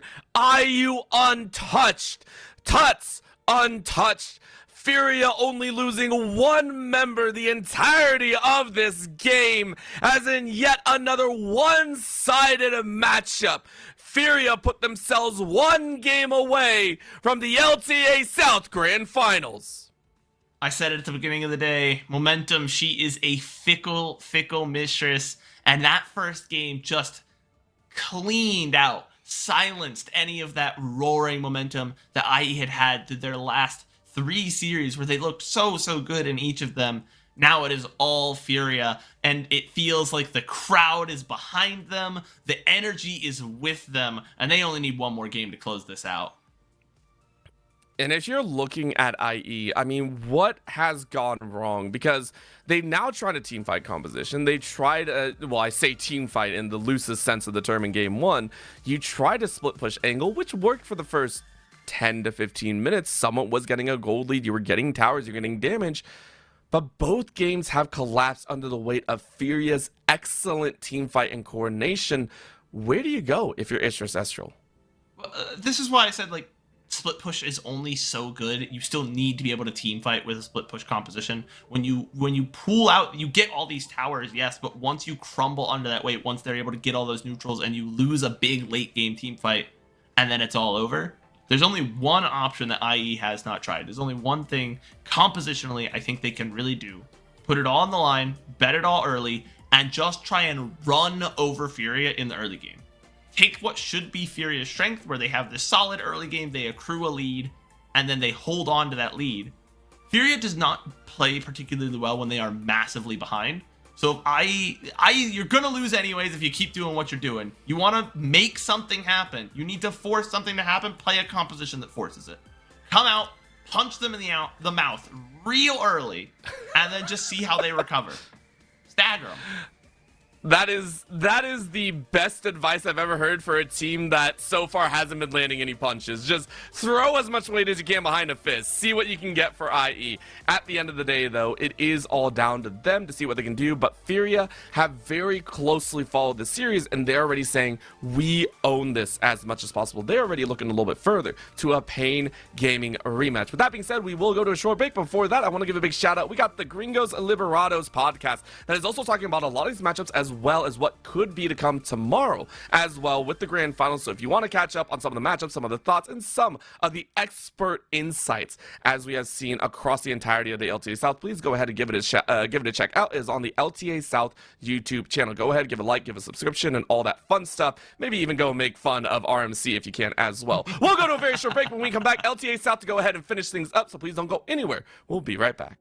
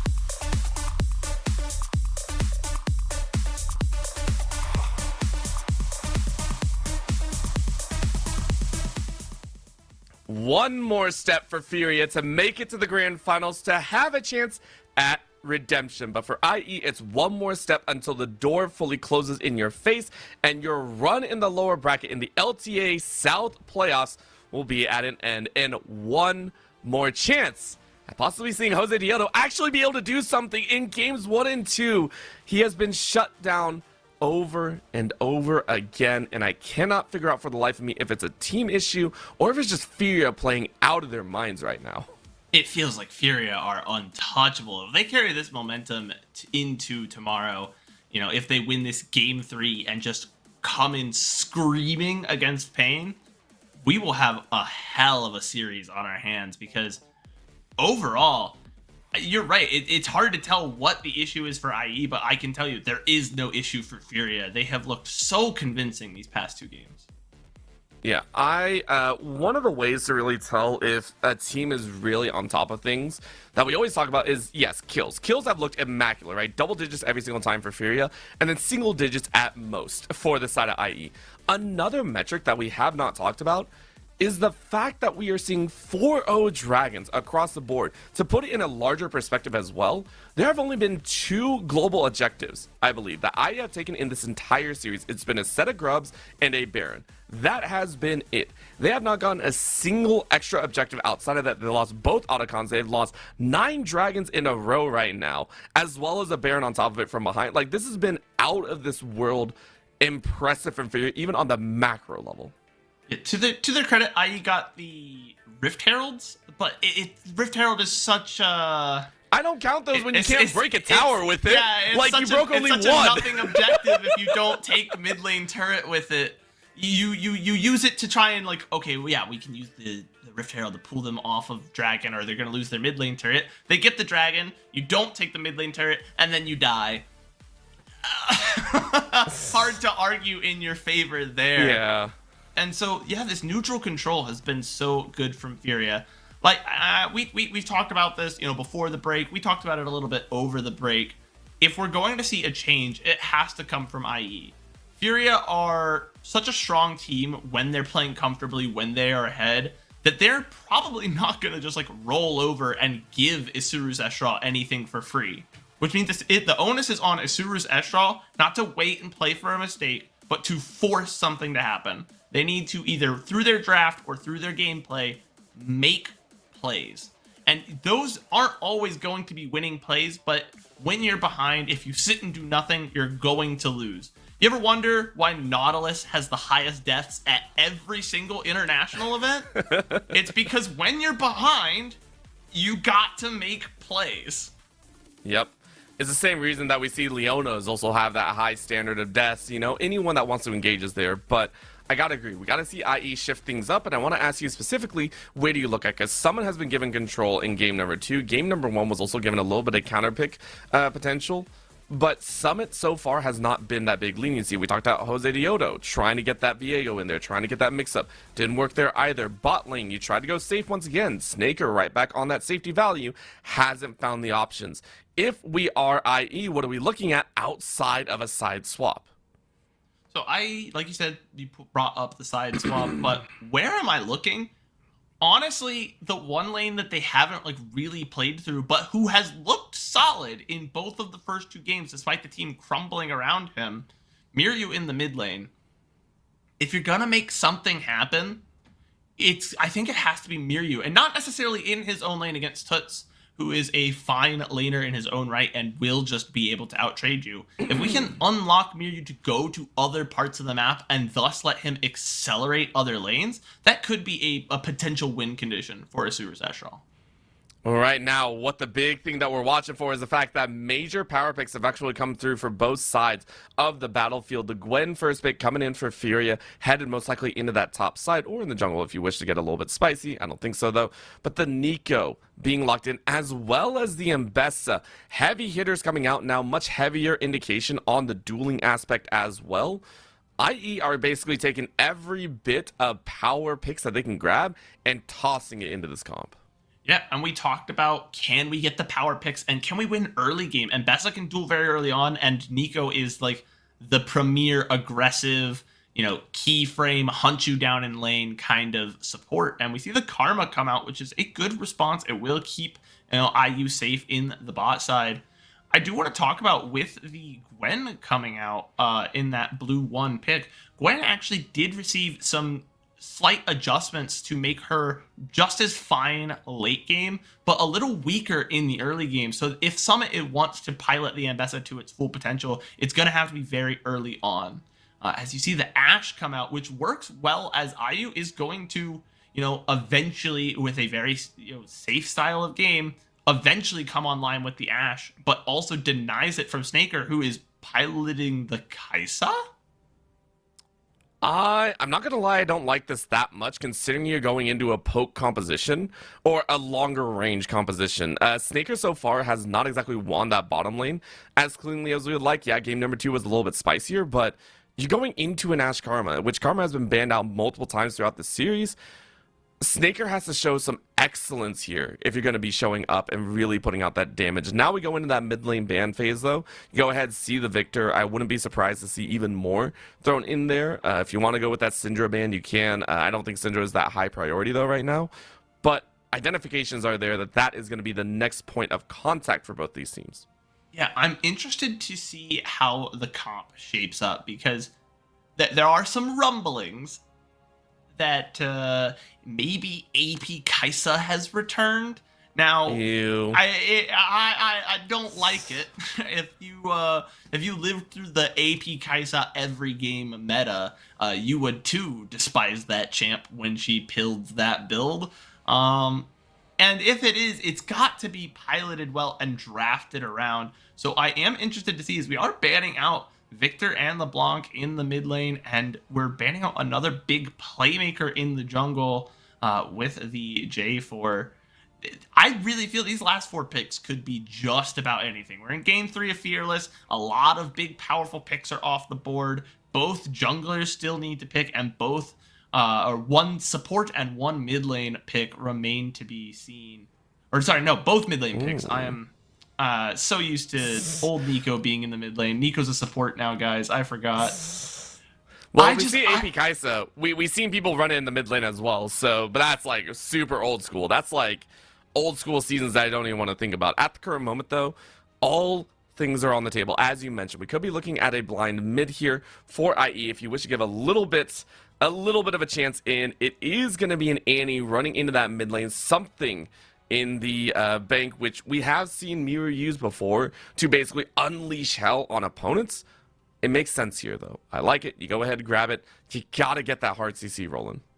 Yeah, and with the hard CC, it pulls double duty, because now if you do have the AP Kai'Sa who is sitting back and unleashing missiles from the rear, from a very safe position, they can, once you drop that CC, rapidly reposition into the fight. A response with the Galio. Now, Galio, logically a good pick into a possibly magic damage heavy composition, but he's also looked pretty terrible in the LTA South. I think he's got something like 14 losses. Has not been a particularly powerful pick, but the Nefiri somehow makes it all the way to blue 5. What a powerful jungler to wait to that end. I wonder, and I don't have to wonder for very long, the response is the Nocturne for Jose Diodo. And another very aggressive jungler, if you can pull it off as quickly as possible. I mean, I want to see Jose Diodo in lanes. I want to see him being able to gank lanes. This is the best way to do it. You have a paranoia, you dive right on in. As you were mentioning, though, the Nefiri was banned out in game number 1, I believe was open game number 2, but no one really wanted to go for it. So now you look into game number 3 and being able to pick it up. But with the composition that's rolling out here, all of a sudden my eyes are drawn to that mid-jungle synergy for IE. You mentioned that Miru has had a fairly comfortable game throughout a lot of this series and saying, hey, even in the losses, Miru has been farming. Miru has been trying to transition into lanes. Miru has been following their lane opponent. These are the right calls to make, and I have to identify that. Now you're given a front row seat, and Annie and Nocturne can make a lot of hell happen for Furia. Yeah, and if they're able to not even just get the kills, but just bully Toots out of lane and make his life hell and unlock that Annie to reposition for these early team fights. We saw that the early dragon stacking, getting control of all those extra stats online early, worked out very well for Furia. I wonder if Asuru's Astral says, you know, that is a good idea. We're going to do it too, and pays a lot of attention to that bot side to start stacking those global objectives early on.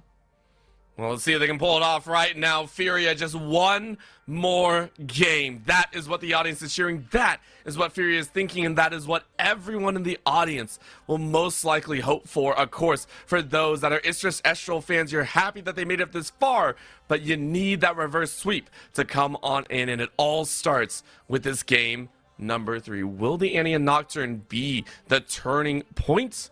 Well, things still slide into Furia's way. Only time will tell as we are onto the Rift for what could be our possible final game here in the LTA South Playoffs Lower Finals. And this is going to be quite the defining one, right? You talked about everyone in that crowd, all the Furia fans knowing that they just need one more game. The IE fans desperately hoping for a reverse sweep. And if they get that reverse sweep, we have not yet had a game 5 here in LTA South playoffs. Everything has been decided in 4 or less. And so we are maybe in store for the first one of the split, but in all likelihood, Furia just looks unstoppable. I want to see something out of IE early on. They have not a terrible composition to do it, especially in that bot lane where even against something that's a little more poke heavy, a little safer in the Ashe and the Karma, it's so easy for Nico to just bully enemy laners and be a problem for them to deal with. I would love to see them actually take advantage of that and try and play out that early game and take a big advantage early on and make Fear of play from behind, not from down 1,000 gold like they were doing with those towers in the last game, but make them play from behind. Well, let's see if they can do so right now. Ackerman trying to show a little bit of gumption there, getting some extra damage down on IU. Make sure to change into that form and even change to the Annie to get a little bit of extra range on there. You gotta respect some of the Nikos out there, really making sure to know how to make use of that cloning ability. It's so good in the right hands, especially in the laning phase. Topside though, Gigo and Summit gonna be trying to throw down their best as well. This topside matchup has been a little bit back and forth, but Gigo pretty much after that once you reach mid game, has always looked just extremely solid. Yeah, and overall, you know, we are seeing just an overall solid early game composition from both teams. There's nothing. As we're seeing an actual brawl come out. No! Can't he get the kill? Is Tatu overstepped? And here's Miryu to pick up the first blood. Finally, IE making something happen in the early game. Or is it perhaps a sign that Furia is slipping? Because that's a bit of an overstep from Tatu. Yeah, I was about to say, I don't really think that was IE. IE just responded to Furia, so that was Tatu, I think, getting a little bit antsy, and I can appreciate that. You get a little bit messy, you get a little bit silly, and you see what you can get away with. The kill does go over to Annie, so Miru is just like, okay, that can be a little bit of a dangerous spot to be in. Not the worst, though, right? You give a kill over, and it's an Annie, but Tatu, you still run interference. You're still trying to be a bully at the end of the day. For Summit and Gigo, though, it's still that 1v1 on the top side as both junglers rounding out the rest of their camp clears. I think only for Tatu, though, you're missing the grubs on the bottom side, or the Krugs. Oh, Tuts. Very low. Very low. Yeah, that was a little bit spicier than I would have liked, as Summit's doing the exact same thing. And we are seeing that spice. One more auto can be there. Summit 1v1. Second kill for IE as Summit shows off on the Mbessa.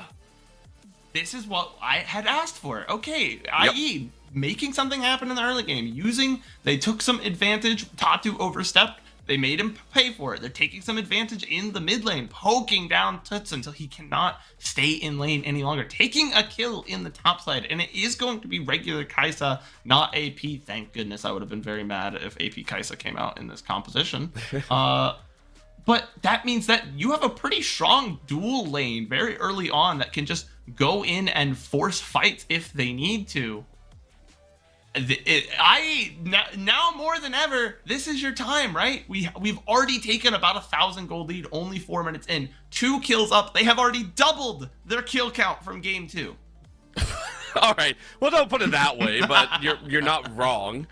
We are seeing Gigo as well try and dance it on the top side, and I think Summit and Gigo, I feel like that kill was, again, Gigo kind of overextending, saying, hey, what can I fight with? What can I get away with? As the scissors theoretically can do a lot of work. For Summit, though, you're having a little bit of fun there, saying, hey, I got my solo kill. I'm still getting pressed under tower. It's going to be the worst in the world, but, you know, you can still make some magic happen. Also taking a look at the wards, making sure to keep coverage around there as IE using Ackerman's clone to keep vision on JoJo and IU. But namely, I'm keeping eyes on that dragon, which has now been up for about 10 seconds, and no one's really moved over towards it. And nobody taking the dragon immediately like we saw in the previous games. We might finally see some delay on the dragon. Gigo falling low here. And Summit is level 6, does have the public execution, knows about Tatu though, and is smartly holding back to not overextend himself, you know, showing some restraint in his positioning this game. Yeah, but the problem is because of that, Jose Diodo now gets an advancement into the enemy side jungle. And remember, Tatsu was fighting it out earlier, and that's one of the things in the Nafiri and the Nocturne matchup. You can clear the wolves very quickly. Tatsu doesn't actually get the wolves up as cleanly as you would like because of that sweeping attack. So it's very nicely done by Jose Diodo. You go ahead and put this a little bit low, smite away on the camp, and yeah, both of them with the Rammus say, okay, thank you very much. Okay. Yeah, and again, this is finally IE using this, you know, power they have in the early game. I told you, I wanted something different from this team. They're showing it off, and for once, they are not just kind of... They had an early okay game last time, but they are actually taking a lead here, and I want to see them continue to press it. Don't just sit on, okay, we're 1,000 gold up, and we might take some objectives, and that's fine. We want to force fights and continue to push for a bigger and bigger lead. Snowball that gold and make it difficult for Furia to play, because the further behind Furia has had to play from, the worse and worse they look.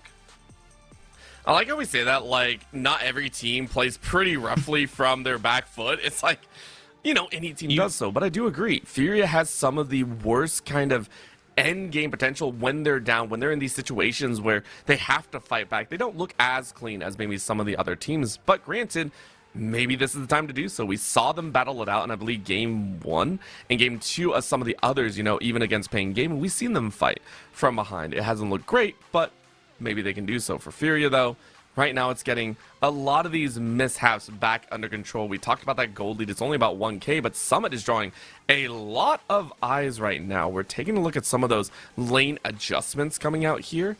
And Summit is currently completely blind, which is allowing JoJo to sneak into this river brush. Gigo trying to dance out, trying to bait out maybe a couple extra abilities, but I think Summit has a good idea that things are mixing up. You already know that the mid laners have gone to bots, and the bots have gone to mid, which means JoJo is in the area. It's going to be a nice little slice. Summit should be able to survive, but in terms of the HP value, Gigo coming out very much on top. Yeah, Summit takes a heck of a lot of damage there, and getting that advantage in the top lane is going to allow Tatu, or at least tell him he maybe thinks he can start this neutral objective here, start up the grubs. But Jose Diodo is in the area, and this could turn into a fight. Tatu able to secure the first grub, Snaker coming in, but now Tuts is there as well as IU, and now maybe Furia's gonna look for it. I mean, they're going to try and dive on in, but a nice tether by Ackerman slows this all down. In comes the Paranoia with the TP following in. All 5 are kind of bottlenecked here, and it could be dangerous. Ackerman, though, only on level 5, means you don't have any Pop Blossom, which means Jose Diodo is down. All of a sudden, Gio comes in with the needlework and slices all the way through with a heroic entrance as well from Tuts. This is going to be Furia decimating IE yet again. We called it before. Furia, when it comes to the team fights, are unmatched yet again, sealing away 3. Oh, I know I said, like, okay, you have advantages early. We need to make things happen. But I did not mean throw away the game at Void Grubs. You just weren't in a position. Summit had half health. Mirror had to use the TP just to get to mid lane and wasn't even in the fight. And Ackerman still isn't level 6, so you don't have the Pop Blossom. You didn't have the tools to fight that one. And so we forced at the wrong time. And because of that, Furia, now they are the ones in the driver's seat once again. Oh, Isurus Estral, why must you do this to me so? Granted, everything has really been at the start of Furia's call. Take a look at this. Once again, it was an ult in from Tatsu that kicked everything off, and then a dive in from Tuts, which was a follow-up. But you have to respect this. Look at the back off from Furia, making sure that this was Gigo in range, and then the taunt. It's such an easy catch. And the miss by Summon as well to not reach that back line meant it was free pickings. No one was scared, and this is why we see Karma banned away so often. The empowered shield on 5, destroying any hopes of IE getting some extra damage down. It is a painful one to mark. So well done by Furia. Yeah, lots of little things went right for Furia there. Just really well executed. You mentioned backing out, making sure no one was overextended for the paranoia to reach any of the squishy members, dodging the public execution so that Summit could not get into the backline and start causing issues, forcing this comp from IE to play front to back. And my goodness, Summit, no, not again. It's all falling apart, Orbital. It's terrible. To be fair, I can't put this solely on Summit. Summit won the 1v1 earlier and then had to deal with his team granting Furia Gigo 3 kills. Like, as a top laner, you're kind of frustrated, but like, you knew it was kind of inevitable. That is going to be a smite away, though, as Jose Dioto gets the first of 10 total dragons for their team, or at least what I hope, and that's going to be a slam down on Tatsu's life as well. Really nice catch by Ryu, as there was an attempt at a revenge story. That's going to be a taunt in from Tuts, though, with the flash, but there's no extra damage to play for. Gigo even joining in on the mix with the TP. However, at the end of the day, it's a nice sneak away as IE gather their first dragon of the series. Yeah, first dragon of the series, and at least it is a starting point. They have finally picked up something that they can stack on and get some objectives. It gives some tenacity, which is all right here. It's not like Cloud where it gives some nice slow resistance, which would have been wonderful into this matchup. Overall, though, it's still gotta feel really, really rough for IE. The game state they are in, even though they're only down 500, 600 gold, it just feels like they were in charge of the game, and now it is being dictated by Furia. It is definitely Furia that is dictating the pace at the moment. I think it's never going to change either. I'm a little bit scared, honestly, because Furia, every time a team fight is broken out, IE has looked so rough. And I just don't see it stopping. Gigo is now 4-1-0, already has a Riftmaker in hand. It's looking like this solid piece of the pie, and it was a first pick Gwen. We know Gwen can be absolutely destructive. We know Gwens can take over games, and it's only been accelerated here into game number 3. Furia already seeing that end of the tunnel, that final breach into the light, and saying we do not want to be down here in the lower bracket any longer. Of course, that's an arrow coming out here as that lands directly onto Summit. And Summit is just deleted. Even a TP from Miru ain't gonna save him, and the poor Annie is calling in the rest of backup. But Furia yet again, destructive kill even underneath the tower. Yeah, I talked about Wait, did they dance this? Oh, what a flash in. Miru said, no, you don't get that freedom, and a nice denial. However, this is going to be the Plot Blossom to deny. In comes the Paranoia, and that's a tower dive gone awry. Great call down, and you dive straight onto JoJo. Poor JoJo is going to be eliminated right off rip, and it will be a couple kills back as IE find another misstep by Furia. They will not go quietly into the good night, but Furia, they are doing their best to make me look silly at every point in the game, where I'm like, guys, don't worry. Furia, they play so well from ahead. They've got the advantage in the series. They're not going to make crazy missteps. And what have they done that has allowed IE to stay in this game? They've had a few pretty callous missteps where, okay, they got a great dive here, great arrow onto Summit, and just a great overall pickup to get that kill. And if we back out now, it's a big dub. We won. We got it. But we forced the dive further onto Miryu, even when we see the remainder of the team arriving. We try to go on to Miryu, and look at this flash, Tibbers.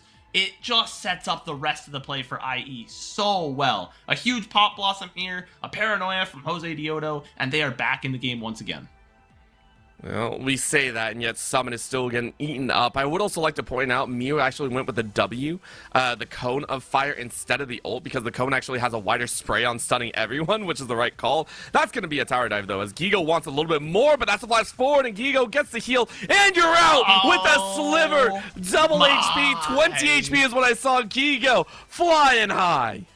And you know what's insane is I talked about Gwen getting some early game nerfs. One of those was to base health, reduced by exactly 20, and that's almost to taunt poor Summit, who dies under tower. The Hallowed Mist got an increased cooldown, but that doesn't matter once you have 4, 5, 6 kills in hand now, a full item. Those slight early game nerfs are gone. We are solely into the mid game, and Gigo's feeling good.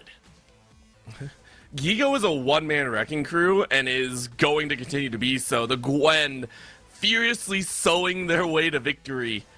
Ain't no way anything changes. Even though we're at 6-6, even though IE have 1.4, it still looks insurmountable. Because step number 1 is getting this next dragon, right? For IE, they have been so tethered down in so many of these global objectives.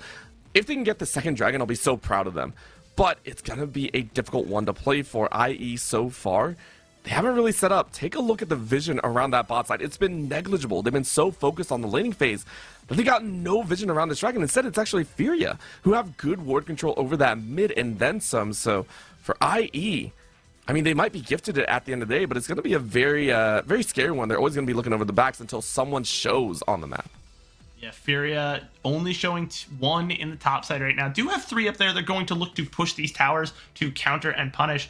And the one nice thing for IE right now is that no matter where they drop the Herald, the towers are low enough that they should probably get them. I imagine we're going to see it dropped in the mid lane to buy more space for this dragon take in just a moment. Yep, you do see here now, here comes the Herald charge. It's going to pick up that mid lane tower, likely the bot lane tower to follow as well, but in a fight now breaking out in the jungle. Yeah, and that's Gigo just going like, do you really want this? Do you really want to fight this? Guess what? We're going to collapse in on you. Quick flash out by Jose Dioto. Runs straight into IU. IU with the arrows is going to power down 1, but that goes the pop and the whistle. Miru shuts that down in a heartbeat. Of course, a little bit more action on the backside means Saker has to flash out of safety, but Tatu is ready with the chase. Jose Dioto getting chunked down in the jungle v jungle matchup, but that is Tuts to run away with their life in hand. And overall, 2 for 1 in favor of the likes of Furia means Tatu is on the wrong side of the map. However, you can get over the wall if you wish, but Miru is on the hunt. Tatu ready for fight number 2. But the rest of the team might not be so. Quick stun denied as Miru throws out a Q. But the dragon is still up, meaning Furia can recall and reset. Yeah. The one positive there for IE is that at least they didn't leave Furia in such a position that taking the dragon would be, free and easy. But the ideal there is that we just drop the Rift Herald, we take the mid tower, and then we go and we take the dragon. Like, we should be going to take the dragon right now, but Ackerman, in a kind of brutal misposition, is trying to 1v1 Gigo and set up a pick, but look how much healing Gigo has with the Riftmaker, with the needlework. And of course, Jose Dioto caught out so far with a big slow. They're able to delete 1 back as IU just ceases to be. But a kind of brutal misposition, a miscalculation on the part of IE, who should have been picking up their second dragon of the game. Yeah, they're just now starting it, by the way. And we mentioned before that IE, they just now started getting control over the dragon. Keep in mind, in both games 1 and 2, Furia were already on Soul Point at this time. They had collected so much, and that's what's causing the problems. As Miru has to flash away from the arrow, Tatsu doesn't want to get into that mix. Overall, it's a dangerous play, as now it's Jojo to have to flash over the wall to safety. Jose Dioto might want to follow up around the corner, but no flash, as well as IU doing some work here. Furia go ahead and keep everyone alive. Furia able to keep everyone alive, pick up the dragon. They burn a few ults there. You see the paranoia come out. Obviously, the flash from Miru as well had to be used to get to safety. But they don't give up too much ground. They're not going, there's not another fight immediately coming up. Otacon's up in a minute, but most teams are not going to take that immediately off spawn. So I'm not going to feel too bad about having to give up some of those ultimates if it had worked out, if they got into play. I feel like it's worth it to at least try. They just need to set up, okay, now we have 2 dragons. We have something to play around. We need to kind of hunker down. Furia has shown that they're willing to make mistakes and tower dive and overextend if necessary, but IE needs to cut out some of the mistakes on their own end because we've seen how costly they can be. I think at this point it is all about the, what can we find? What can we do? How do we take control? And for IE, it's grasping at straws. I hate saying this, but a lot of their fights and a lot of their wins have come off of Furia engagements. It's a lot of, as you mentioned, Furia missteps, Furia overextensions, and never really IE saying, we want to take this fight. We want to be the ones to engage on you. This one, of course, a little bit of a bait out and might work, but Gigo getting a nice little bell out and away. The Mikhails keep Gigos alive. IE, though, yet again, unable to find a kill, even though they dump a lot of resources into it. Pop Blossom plus more. In the mid lane, though, they found the one squishy member that they needed, and Snaker able to pick up one for themselves. Very nice catch. IU finally gets caught out alone in the mid lane, his support up in the top side trying to save Gigo. And that's something to look for because now IE has that advantage. They have an extra member on the map. They can look to get this top tower perhaps and then play for their next objective, get set up wherever they want to go. Ultimately, it's going to matter a lot whether IU particularly needs to have the time on the map to carry. I don't think so. I think we're looking around Gigo here. This 6-2 Gwen, he has the vast majority of the kills for his team. And it's Gigo, man. He can absolutely just carry his team forward if given the opportunity. So I get why IE is looking for picks onto him. Just hasn't worked out so far. Oh. Mirror showed a little bit too quickly, and now things are going really, really bad. All of a sudden, it's a misstep by IE's side. Mirror's got nothing, even with the TP coming in. Arrow landing on the backside. A perfect cleanse to come out here, though. As it is going to be a little bit more safety. I lied, there is no cleanse, it's just a heal. But it is well done to keep everyone else alive. Disaster striking for IE, though, as we know Furia like to play off these kills as soon as possible, running straight for that Otacon. Yeah, they're going to go ahead and smartly take that pick. Such a huge burst potential now just gone. And the teleport burned as well, so you know that even once they back up, they have to waddle their way over here on their little toddler legs. It's not gonna be very fast. Certainly not as fast as Furia can take this Otacon. Oh my goodness. Yeah, it's already down to about 5.4. It has to be a dive in, and Summit's ready to dive. Yes, they do. They snipe out a little bit of IU, and IU flashes over the wall to get back to safety. Ackerman is going to try and jump right back in, but he gets taunted and into death. Snake are trying to do their work, but unfortunately, they can only do so much to get one kill. Otacon down to about 1,900, but are they going to be able to find a Hosadiano running away? But will Summit be able to turn it around? Snipe comes out as a smite works for Tatsu, and Snaker says, please. Summit, though, says, nah, we're going to find you. As in comes Miru. Miru with a chance out to the respawn, brings it to an ace for Istrus Estral. And Isuru's finally find a play off the back of their own engage. They actually don't need a pure overstep from Furia. Now, Furia did not have the cleanest fight there, but that was definitively Isuru's Estral making a play and making something happen. A spark of life here. Yes, the Otacon went over, but 5 kills, and now your run of the map, wherever you want to go and set up, obviously you will be uncontested. As we get into the replay here, a lot of good poke. You can see a great amount of damage coming out. The Pop Blossom only lands on one, but they are able to scatter the team effectively. And so even though they lose Ackerman very early on, they take out Gigo. And from there on, it is Snaker who's able to take out so much damage there from the big frontliners. So a overall well-played game plan. They're able to find Gigo. They're able to then cut through the rest of the team. Good work from IE. And for once, IE have actively won a team fight. In 3 games, we have not been able to see them come out with a comfortable fight, but they proactively chased in. They proactively made a move without Miru, and they found victory. Not only that, at 24 minutes, they have finally taken Dragons 3 in a row, I might add, and they are now on Soul Point. SuperBren, in the entirety of this series, for the first time, IE looked like they could take this game. Tuts now being taught a little bit about overextensions of their own, as there's no way out. Summit runs them down. Yeah, results-based analysis, some observation on the series.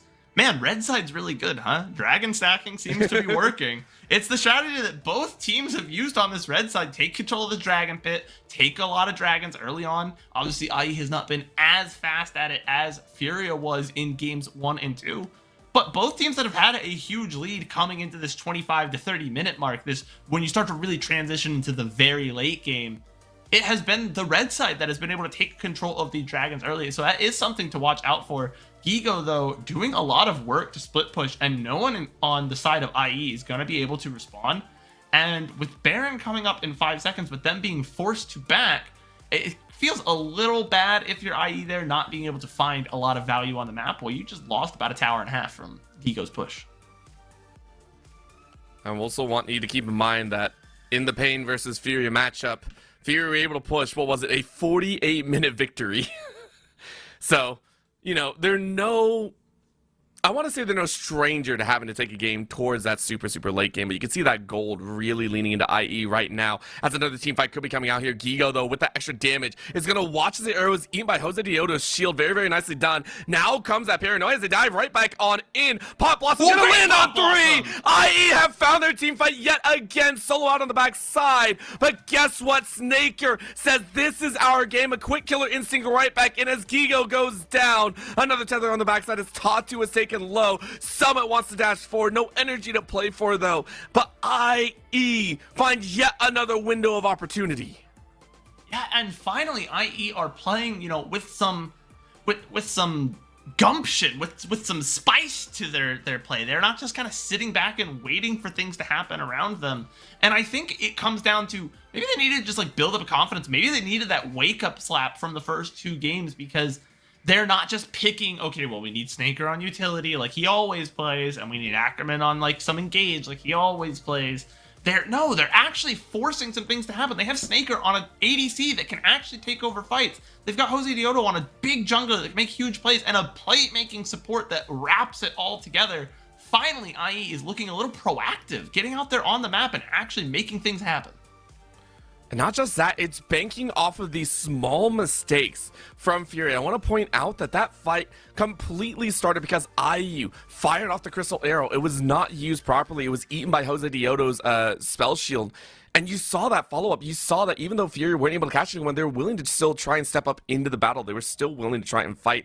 And it just didn't work, so IE were able to capitalize off of that. However, we are seeing some chunk differences come through. Keep in mind that we just saw the boots upgrade for Furia. A little bit easier to buy those upgrades now, but one of the big things is it provides an extra shield behind it. One of the big things with the Merc Tread upgrade boots is you get like a free Kennick Rukern, which is brutal. By the way, if you're something like Mew, who's like, I want to do some AP damage, it can be the make or break moment. For Summit, though, you're realizing that, hey, they might have the boots, but they do have the follow-up as well. Summit now looking to dance right back as Gigo gets ulted, but Summit trying to run back to the rest of the team. Take a look at where IE are, and now another fight ensues. Guess what? It feels like a dive in. Snaker and Jose Dioto, though, chasing a little bit too far and away. Summit, though, says, I can get right into the mix if I wish. Ackerman with the Protobelt flash grabs 2 more. You might sacrifice your life, but it does not matter as Mew's in the back line, cutting out the retreat, and Furia are sent packing back to the base. Granted, not many have died, and it actually looks like a majority share of them will get away, but Summit makes sure that is not available. Gigo slammed down thanks to the chains and roots, and it's IE to break the base of Furia here in Game 3. There we go. IE is just taking small mistakes and turning them into big mistakes. And yes, they dropped 2 members there for their trouble, but they're able to open up a tier 3 turret. They're able to pick up a lot of kills. And overall, it just works out as another gold extender. I talked about don't just take the lead, use your gold to make more gold, right? You gotta have money to make money. And IE is making money right now, up almost 10K. And we're all going after Summit, but Summit's just pretty survivable here on this Ambessa. Buys just enough time for his team to follow up. And overall, just a great fight from IE, picking off the members that they can. A great Pop Blossom from Minion Ackerman here, coming in to just hit a bunch of knockups. And it kind of just lingers. We get this moment where everyone's going after Miryu, and we're just trying to take down the tower so that we can go help him. But they stick around to try and kill Miryu, and that's what allows Summit to get back into the fight. And we go immediately back into what could be another fight here, Orbital, around this dragon. Well, the Dragon is going to be smited away. It will go IE's way, so they get the Mountain Soul to play for, which means they have a lot of shielding to work with, and that means they can just bluster their way straight through. Yet another Pop Blossom means this fight goes the way of IE, and with a 10k lead plus Dragon behind, they ensure that if they don't get everyone, they keep themselves alive. Istris Estral in Game 3, with their backs against the wall, seem to have found their mojo. I think one of these teams that plays on the blue side is going to have to realize, like, oh yeah, dragons are a thing and we should contest those, because we've seen a dragon sweep for 3 straight games, and that's going to be 3 straight dubs for the red side. I mean, unless IE has some sort of catastrophic brain malfunction here, it's going to be another game picked up for the red team. IE's first win of the series, and they look real good. They're up 12k. What a way to finish out this game.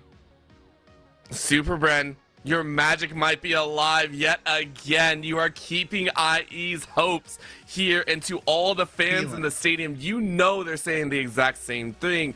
Thank God there were some missteps in there, because let's be honest, Furia, they had an early lead, they had some of the early kills, they had the potential. And then things snowballed out of control. You tower dove topside, it didn't go your way. Come that mid game, you started fighting over some of those objectives, it didn't go your way either. And as you called, the entirety of the dragon fight, every single time, all the dragons have gone to red side teams. If we're looking at Furia, it still feels like a slight hiccup. Maybe they get things under control, and of course we'll probably see a side swap. But IE, I mean, they've woken up.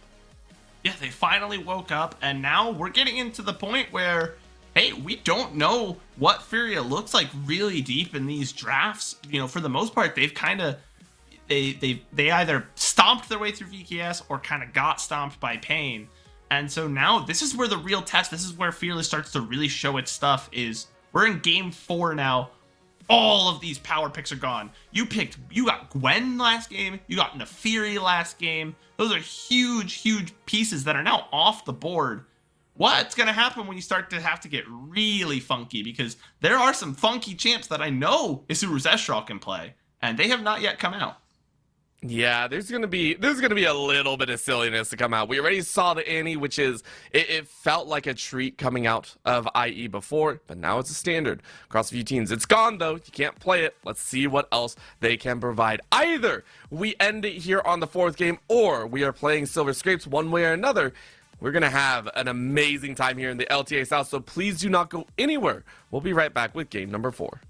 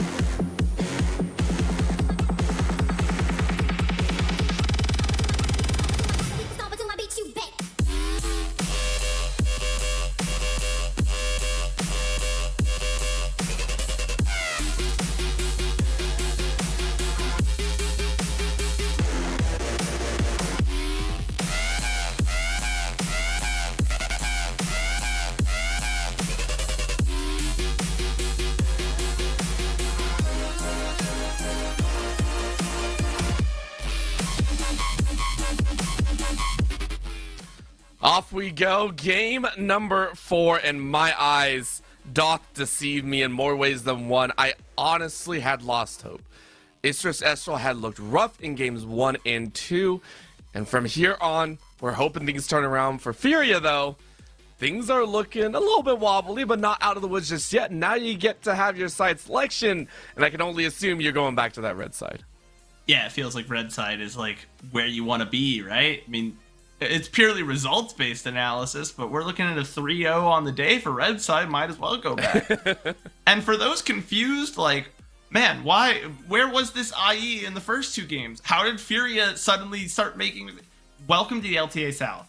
It's not the cleanest region in the world, but by God, is it one of the most entertaining.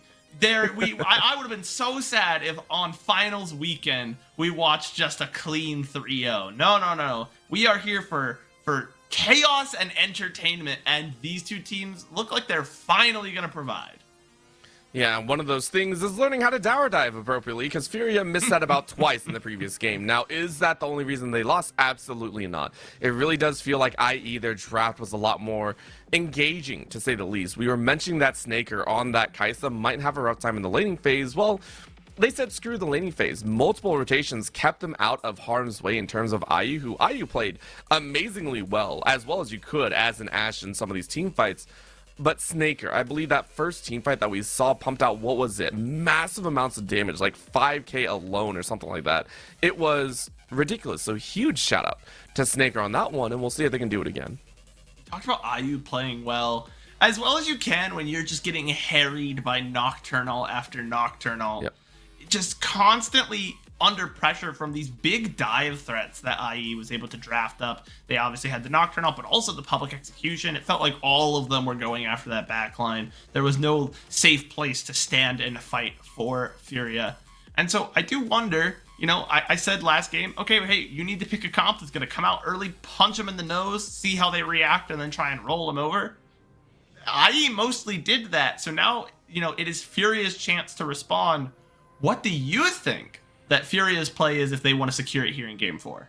Oh, see, that's not how this works. You don't get to ask me. I'm the play-by-play, meaning I don't have to think at all. You know, I get to say, you know, Fury are going to lose this one. We're going to go to a game 5, first game 5 of the entirety of the LTA South playoffs. And my words mean jack. Like, I am completely wrong in this essence. I don't know. However, I do think it is going to be a good game at the end of the day. As you stated, I don't think anyone really wanted to see a 3-0. I don't think anyone wants to see a 3-1. We want to see that full series go the absolute distance and see what they can throw down. So to me, for Furia, I still want to see them play cleanly. Games 1 and 2, it was all about controlling the pace, making calculated risk dives, making sure to constantly be on that right foot. And maybe this time it does mean that you don't dive that top side. Maybe you don't look at further engaging Miru, who has a nice wombo champion that can really engage on top with that stun. There's so much to think about, but honestly, I'll be very curious to see. Out of this gate, though, SuperBren, do you think we're going to a game 5? Do you think we are getting Silver Scrapes to come out here? Oh man, how awesome would a reverse sweep be? It'd be like IE's trajectory encapsulated in one series. They started off so poorly this split, and then just to surge back out of nowhere for 3 straight series, and in this series 3 straight games would be pretty cool. You know, for a fun narrative, it'd be pretty fun. But IE going to remain on red side as Furia side selected blue, saying, no, we got the draft we wanted. We just played it wrong. We're going to draft better this time. It's going to take another good game from IE, and they're going to have to remain vigilant, looking out for those small Furia mistakes just to cannibalize them and rip them apart when they find them. Yep, and one of those ways is to try and shut down this Aurora, which has been banned out in a few of these games, making sure that it's available, is going to go into the hands of possibly Tuts there. But the Nautilus that has also been banned away from the likes of Ackerman across the entirety of this series, it is left up and available. Because you banned out the Lilia, the Yone, and the Callista still on the blue side, it's left open, so you go ahead and grab that one. All of a sudden, that means to me, for Snaker and Ackerman, you're going a bit more heavy-handed. You're looking for a little bit of that hard-rolling bot lane. Or you go for that Senna, still a little bit more alleviation, but still can be very powerful in the right hands. Yeah, Senna going to provide a scaling option, and Fury going to say, okay, we want one engage and one scaler. We can do that. Let's see who's stronger in the late game. Fun fact, your guy has a bunch of extra attack range. Our guy has an execute. So yep. It's going to be interesting. Both supports able to provide a lot of lockdown CC, able to just kind of steamroll into the enemy backline and cause chaos and problems. And now we're seeing an interesting pick here, a good pick, in my opinion, with what you see on the board in the Silas. Lots of juicy ultimates for him to pick up here from both, you know, the Aurora as well as the solar flare can be so powerful. Just being able to use an extra engage option. I like the Silas pickup. Yeah, and it makes sense. I mean, anytime you see something like a Leona on that side, you love it. Not only that, though, you get a little bit extra hop in with the Aurora between with the Realm Warp or the Between Worlds. It's annoying to deal with, and if you have a Silas doing that as well, getting straight into the mix, also getting that Kingslayer off, it's gonna be destructive. However, ban straight into the jungle now. I was seeing both Tatu as well as Jose Diodo losing very aggressive junglers, the Lee Sin against Jose Diodo, and the Trundle against Tatu. That is such a targeted ban, and you know, that's what you should do, right? You know it's a best of 5, you're only going after one opponent here. Banning out the Lee Sin, which we've really only seen here in the LTA South, Jose Diodo be able to pilot with any semblance of skill, but man, when he picks it up, does it look good? I think that's a smart ban overall. I am interested to see how IE responds. You see a second jungler ban on their part, Sejuani, which I don't think Jose Diodo had any intention of picking up. And the another good ban targeted at Jose Diodo, whose pool is getting awfully narrow now with Lilia, Lee Sin, and Pantheon all gone. Yeah, 10 junglers total right now that have been gone from this draft. You're dipping into your 11th played champion. It is a rough one to dig into, but I'm sure you got it somewhere. Might as well break out the Amumu, if you will, but they are going to go for that top side instead. Make sure to gather up a comfortable glue between you go for the Renekton, you give Summit yet another chance to dominate Gigo in some of these matchups, and Gigo's going to turn around and say, I'm going to try and do the exact same thing back, because it's been so back and forth between the two of them. Yeah, you have to be careful because, yes, it ended up all working out. Some of those public executions were so good. But you got to recall, Gigo was up big in the early game with 6 kills on that Gwen. Well, before you talk about that, remember who solo killed who in the opening top lane battle. We got to remember that one. That's true. No, you got me there. You got me there. When Gwen was at her absolute weakest and Ibessa was at her absolute strongest. Okay. Gigo did lose. We're going to see a Cassante come out. Now, that's a pick I used to hate to see in the hands of some of these Brazilian players, because when he first dropped, it was like the Brazilian Jace meme, but on Cassante. They could not pilot it, but they have really, like, Gigo especially has been one of the people that has actually learned to pilot this Cassante and is still able to make good use of it. So you see Jose Diodo on the Poppy, which will get some decent value here, as there's quite a few dashes he might be able to shut down. Yeah, the question is are you going for a little bit more early game centric? We've seen a lot of poppies in the past also go for a more solo queue build. You angle into a little bit of early game damage. We've seen people run the phase rush as well. We've seen some fun tanking as well. So, you know, there's a lot of abilities in there. SuperBren, you good? Orbital, did you see what I saw before the thing faded out?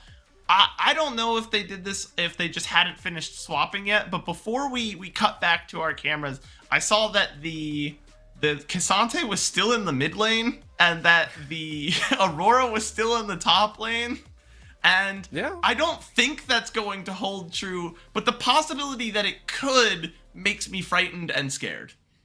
Well, I mean, we'll see how it goes. As right now we dive right back in and we take a look at the players that are on our screen once again. It's just Estro hoping for a reverse sweep option here, going up against Furia, who once again want to make their way into the grand finals for a chance at redemption against Pain Gaming. It is going to be a big call out, and you and I will have to wait and see exactly where that Cassante and the Aurora go. We got the fans in the audience, happy to be here, more comfortable than not. And you know, for those that maybe are also cheering for Pain at the end of the day, those that are happy in that side, everyone's saying, you know what? The big dogs on top for the weekend are waiting to see who is coming out them. Taking a look there as well. Game 5, everyone wants it. We'll see if it comes to that. It'll be the first Game 5 of the LTA South playoffs. If it does come to it, and only be fitting that it'd be in the lower bracket finals. SuperBren, I'm excited to see what we get. Let's hop onto the Rift. I am so excited as well as we get here onto. I comment on it every cast, but I love the Ionian Rift, the Spirit Blossom Rift. I think it's such a nice little design, especially after we spent all of last season with no color anywhere on the map. As soon as Estral still have their work cut out for them. Yes, their fans are excited. Oh, so over. We could get Game 5. We could, but they need to win Game 4 first. And what is ahead of them? Okay, it did not hold true. I thought they were going to swap, but I saw them just, like, not swap for a second and, like, sit there on those picks. And I was like, don't do that. That's a bad idea. As we're going to see all 4 members here walk into the enemy jungle and force out Tatu's flash. Yeah, I mean, whenever I see a Nautilus, I like the invades coming out here. But you have a lot of good upfront burst damage from Miru, from Ackerman, from Snaker. Well, Snaker, we say so. But, you know, you got some good damage. So I like the invade. I like the idea of chasing him in. But for the first time, it feels like IU and JoJo are also going to be playing this elongated game. Because we have to talk about it, right? You mentioned the scaling on both ends. You mentioned that IU on the Smolder has a good execute at the very end. But if you don't reach that barrier breakpoint, if you don't reach that, I think it's like 225 stacks, you're not actually going to get the execute, whereas Snaker is going to be outputting a decent amount of damage, no matter the number of stacks that you do have. So that's what I'm going to be watching for. As right now, it's a good sidestep from JoJo, just being like, yeah, you're not going to get the hook on me. I'm not going to allow that extra damage. Yeah, at level 1, you don't necessarily want the Nautilus to hook you. I wouldn't be surprised, though, if they are able to reach level 2 early, if JoJo just puts his arms out and accepts the hook, because that's a free engage. Listen, I play a lot of engaged supports, and my understanding is that if the enemy's going to play a hook champion, that's a free engage for me. I'm just going to go beat your ADC over the head with my shield now. So I would agree with that one. Gotta Yeah, be a try little and get that extra careful. damage. Just might as well, especially if you hit level 2. As we see on the top side, Summit trying to chunk out 1, but in the mid lane, Tuts and Miru. This is a matchup that we've seen a few times before. The Aurora going up against the Silas.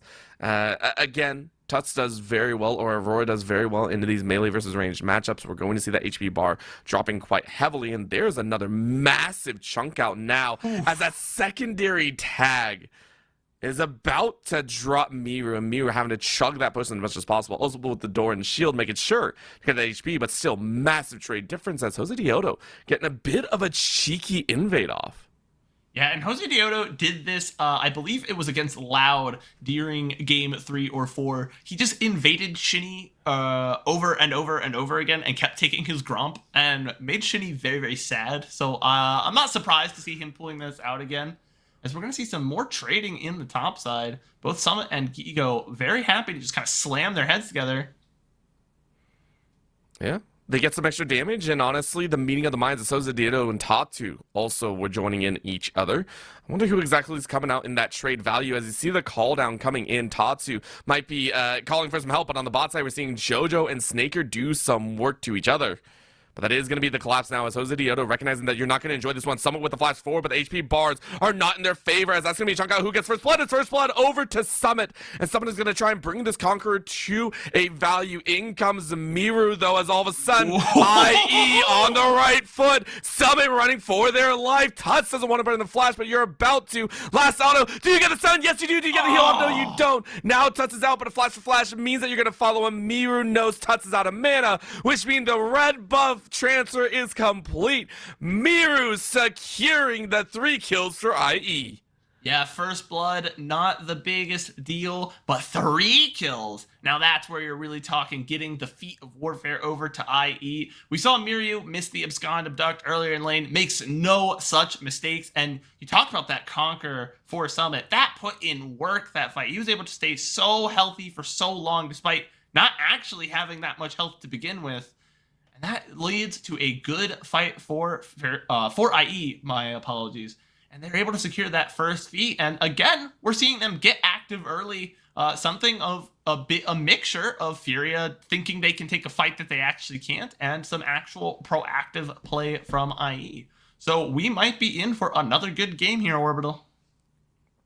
Could be. Of course, it's all down to the players themselves. As we know, both teams are actually chasing that late game status.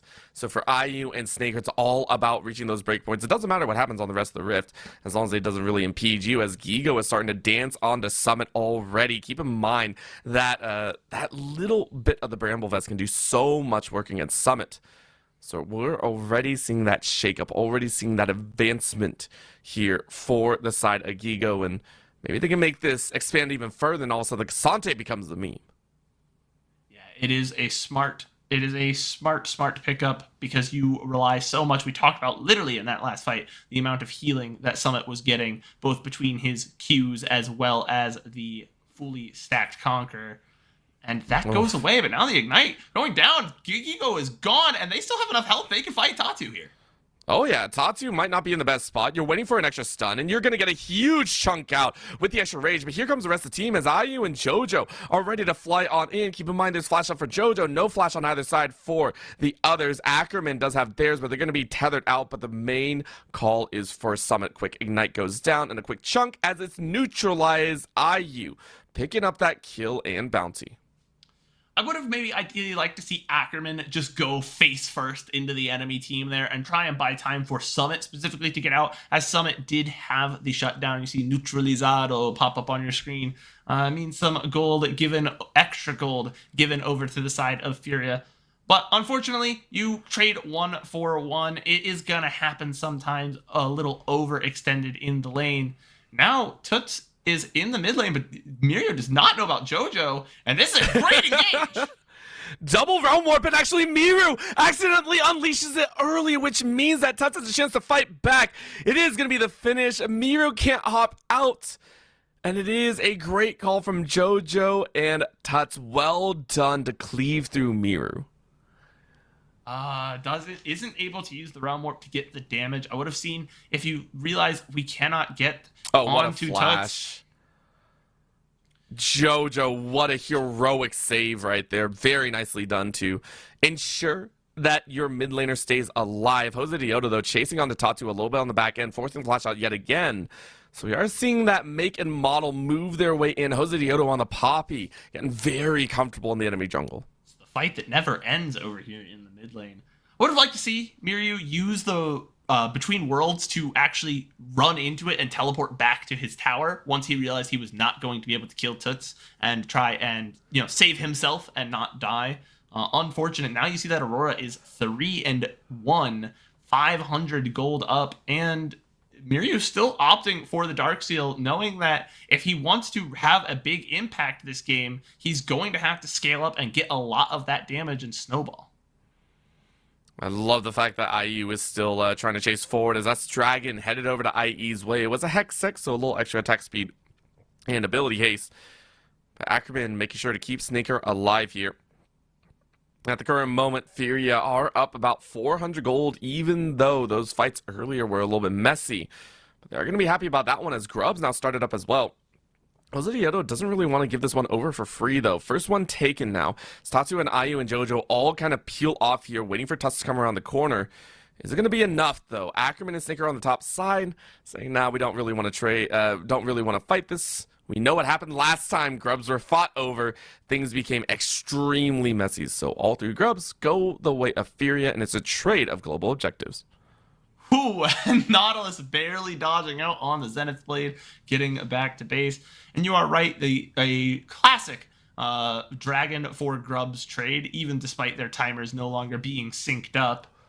And it's the smart play, I think, from IE. Yes, they want to fight for those objectives, try and take, you know, take a gold lead early on in this game, but they are slightly behind after those Grubs come out, not detrimentally so. And so they don't want to throw away the game in a position that they think they're kind of comfortable with. They're not happy necessarily with the way the early game has gone, but they're not upset either, and they're playing fine at the moment. Yeah, I don't think anyone's really upset, considering how one-sided some of these matches have been. I don't think anyone's, like, really upset about how this laning match is going so far. For Gigo, you go ahead and get a good recall off. And now Snaker and Ackerman back to that mid lane. We talked about these shifts that IE have done specifically to keep Snaker in a really comfortable spot. They've rotated the likes of Summit and Mew around in all 3 games so far, now into the 4th as well. So it's not uncommon, to say the least. What we are interested in seeing is IU pushing this wave in on the top side and making sure to recognize that things can go a little bit south if you overextend. But of course, Jojo is in range as well, just making sure. But that's a solar flare landing, and that might be the catch threat as IU also ate the tower shot. Disaster striking for Fury on the top side as IU goes down. Great snipe from Snaker, though, to finish it off. Yeah, Snaker picks up that kill from mid lane, recognizes once he sees that tower shot hit IU, who's probably spectating that fight, and just says, okay, I'm going to pick this guy up. He's low enough that I know I can get the kill with the Dawning Shadow. A little bit of an overstep from IU, a great play from Miryu to set that up with the Solar Flare. Jojo tries to CC him in response. It's really the best thing you can do as Leona. You don't really peel by taking aggro. You kind of just throw yourself back at the enemy team. But just a tiny overstep and takes the tower shot there, and a perfectly timed Dawning Shadow comes through to pick him up. It's rough to see that, and yet again, Fury are misstepping here, and it's very, very scary, right? It's the dangers of those mistakes, because that's exactly how they lost game number 3. The fact that, of course, IU was the one that got pinched is even rougher, because you want to make sure those stacks continuously flow into their pockets. It's not going to happen just yet. We see the double mask in the mid lane for Tuts. Very standard build path there for an Aurora. But for Mir and the rest of the squad, IE hoping to get some pressure here on the top side. Really make sure they start getting some advantages. On the bot side, though, great stun to come out as Summon is running in the opposite direction, even grabbing Gigo's flash. Summit getting a lot of freedom here on the bot side. And he didn't have to pop the Dominus either, so he's comfortable going back into the lane and just trying to pick up the rest of this farm. You see the ult timeout, and here comes the Dominus finally. Yeah, but of course, Gigo is saying, yeah, you tried to do the same, but all of a sudden, my power is stronger, but a flash now. As Snaker comes in from the mid lane, Summit tried to get aggressive, actually lost out on that trade, so both top laners may be overestimating how much damage they can do. Yeah, definitely there. Summit overestimating perhaps the bulk he would get out of Dominus, or maybe underestimating the amount of damage the Gigo would still do without the ultimate active, without the all-out damage bonus coming through. Overall, ends up kind of becoming a bit of a nothing burger, a flash for flash, and ult for ult, and both top laners going to go their separate ways. And now you'll see Miru move into that bottom lane to pick up that wave. And Summit back in the top side. I think this is going to be that call because Summit recognizes that, hey, I don't really want to be here. You lost the flash as well, and all of a sudden this tower dive is going to be so much more controlled than previous. Good tank up by JoJo. And this time there's no one else around to overextend on. Yeah, finally, Furia makes a tower dive work, and then just that's it. There was no other members of IE to serve as some form of bait for Furia to be like, oh, we can get more. They take their tower dive, they take their tower, and Furia is going to have to quickly respond to the bottom side because Jose Diodo going to start up that drag immediately off spawn. Oh. And I believe this is also the first of the series of a tower falling with all placed before 14. So very nicely done by Furia as well to extend that gold lead that they were kind of hoping for. IE on the other side, though, saying, okay, let's go ahead and get this dragon. We know what red side has to do. Let's go ahead and do it at a little bit quicker pace as well, or at least a little bit faster than in game number 3. You can see that gold lead branching and cresting into Furia's way. So they're now sitting at about a 1.2k lead for themselves. Yes, this is the first game where it's been like truly back and forth, not just some little scuffles like you see at the very beginning, and then suddenly one team finally takes it. So far, we've had like a real back and forth game. Genuinely, both teams making some plays across the map. This is, I think, the closest game we've had so far. Yeah. Well, okay. I say that, thank and you, then we production. Yeah, we see some other stuff coming about here, as this is going to be a fight for the ages. A nice double knockup into JoJo and IU, but the call from Moms segments that fight very neatly. Of course, on the top side is really where we're watching, is all of a sudden the all-out is forcing Summit to run the opposite direction, and I don't think there's any way out. Keep in mind, Gigo is so happy about dancing on top, clearing out that pink ward, just making sure to get a little bit extra. You can go ahead and dance this as well as possible. Dominus being used, but it's only going to delay the inevitable. Or Summit running away. A quick tomfo on the back of the head might be enough, but Jose Diodo coming in to try and help out. However, again, Jose Diodo, who only has the Sundered Sky, isn't going to be able to do too much. However, Miru with the snag of the ult from Tuts. Watching as this is going to be that dance. A nice dawning shadow, though, is going to keep you alive for a little bit longer. But again, that range from Tuts brings them to a close. Yeah, the Abscond Abduct goes wide. Tuts just repositioning down there and setting up very nicely with the high burst damage. And this is going to be the first game I think we've seen in quite a while where Tuts is always a solid mid laner. I don't think he ever really throws away games, but he is really the focal point here for this Furia squad. 4-1 is he on the Aurora, and it does not show any signs of slowing down. Going to be very, very powerful in these team fights to come. Oh, no way! Even Tatsu knew they made a mess up. Oh my lord, Jose Diodo. Just making sure there's not that extra bit of oomph behind Furia's push. Yeah, not only that, but that is the third objective, meaning he didn't just go in and deny them from getting the Rift Herald. He also secures the extra upgraded boots for his team, being able to secure those feats of strength by taking that Herald. A really, really well executed steal, and something we love to see from a player like Jose Diodo. Of course, now on the bottom side, we're seeing a little bit of a dance of its own. Tuts recognizing that you're not in the right spot. Quick tower dive. Even the solar flare can't stop it. However, it might be able to turn it around as the tower shots work wonders. JoJo suppressing the likes of Jose Diodo. And now Miru having to run away. But guess what? You're going on the opposite side of the rift. Snake are going to try and help out. Gets a little bit extra, but the Shroud ain't going to do enough. And all of a sudden, Miru in the wrong spot. Punched against the wall. Kill granted to the all-out of Gigo, as Furia now lift themselves to a 1.8k lead. Yeah, they get a good amount of damage onto Tuts, but he is just survivable enough, able to stick around just long enough that that tower puts in a lot of work and takes out Jose Diodo. And then the teleport in response, able to get Gigo down into the bot lane, pick up his first kill of the match. And he's going to start to come online because, like I said, he really knows how to operate that Cassante, especially in team fights where sometimes Cassante can struggle. He's a great duelist, but if you don't operate him right in the team fight, he can be a bit of a liability. Don't think that'll be an issue with Gigo in the top side. Absolutely not. I mean, Gigo is just having a ball right now, 1, 2, and 2. Also, Tut's doing an exceptional amount of work, just dancing on everyone. It feels like Summit barely getting out of dodge, but the fact that you're in a lot of these positions where you're constantly being forced away, constantly being pressured, this is where that Renekton, if you're not ahead, you're kind of weak, is starting to show. Yeah, and that can be a real issue because you want, ideally, when you have a Renekton and you see that the enemy has a Smolder, this is where you want to try and be your strongest so that you can get far enough ahead before that Smolder has time, you said, to hit that 225 is the big break point when you get the execute online in the late game. We have seen teams win games solely because Smolder hits that threshold. But if Furia is already ahead before they're there. Ooh. Good cleanse from Snaker. Yeah, what were you? Well, okay, I was gonna say what were you talking about? But that's gonna be a miss on the impale. All of a sudden, Miru is gonna try and turn it around, but again, you gotta wait for the rest of the team, and they're gonna try and wait it out as much as possible. In comes Mom, though, calling over the side. And what? Guess what? Gigo with the double blast cone sections everyone away. That is a scary threat around the world as IE completely disengage. Yeah, IE forced to just back off there, weren't able to continue, stacking up the damage using the extra range that Snaker provides.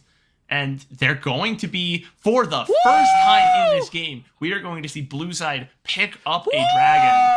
And that might be the scariest sign if you're IE. Is not that Furia has a gold lead with a big scaling ADC. It's that they are picking up a dragon on Blue Side. And this is unprecedented.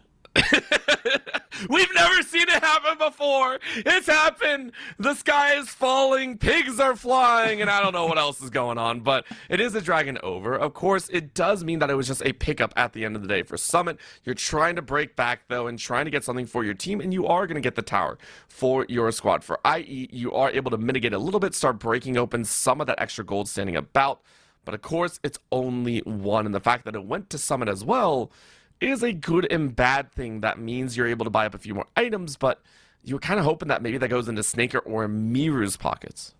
Yeah, Snaker and Miru both down, 700, 800 gold on their respective counterparts. Would love to pick up some extra gold and get, their second item online. Whereas you see, Toots is more than happy to kind of sit there. He's going to have his second item fairly shortly. Essentially on his next back, he will be ready to go.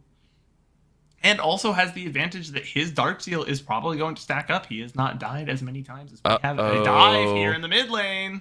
Snaker can't get out of this one. You're going to take a lot of damage, but sidestepping that Solar Flare is going to work. Impale on 2, though, into the Between Worlds. And damage is going in either direction, but that is a neutralization. A shutdown in favor. Miru trying to bounce back and is able to step away.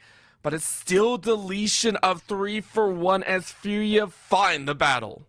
It looked good for a second where Snaker didn't get taken over the wall, wasn't completely kidnapped, and his team could fight to save him. But when the tower goes down and you still have that Impale up and ready to go to force the team fight even longer and let your team just stack up a bunch of that damage against your opponents where they can't even respond, it's a really well-executed fight from Furia. Yes, they lose Gigo, but they're going to pick up the Otacon in return.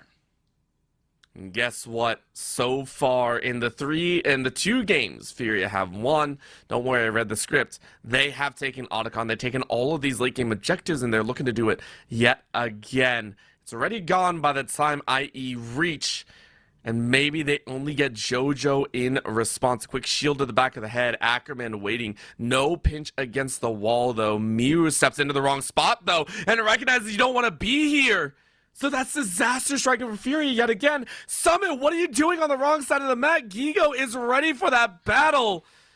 And Summit has to flash over the wall, but this is going to bring even more pain as the TP is coming in from the side of Tuts, and Tuts is about to rout the rest of IE. This is going from bad to worse to disaster. Tuts hops over the wall, ready right in Summit's face.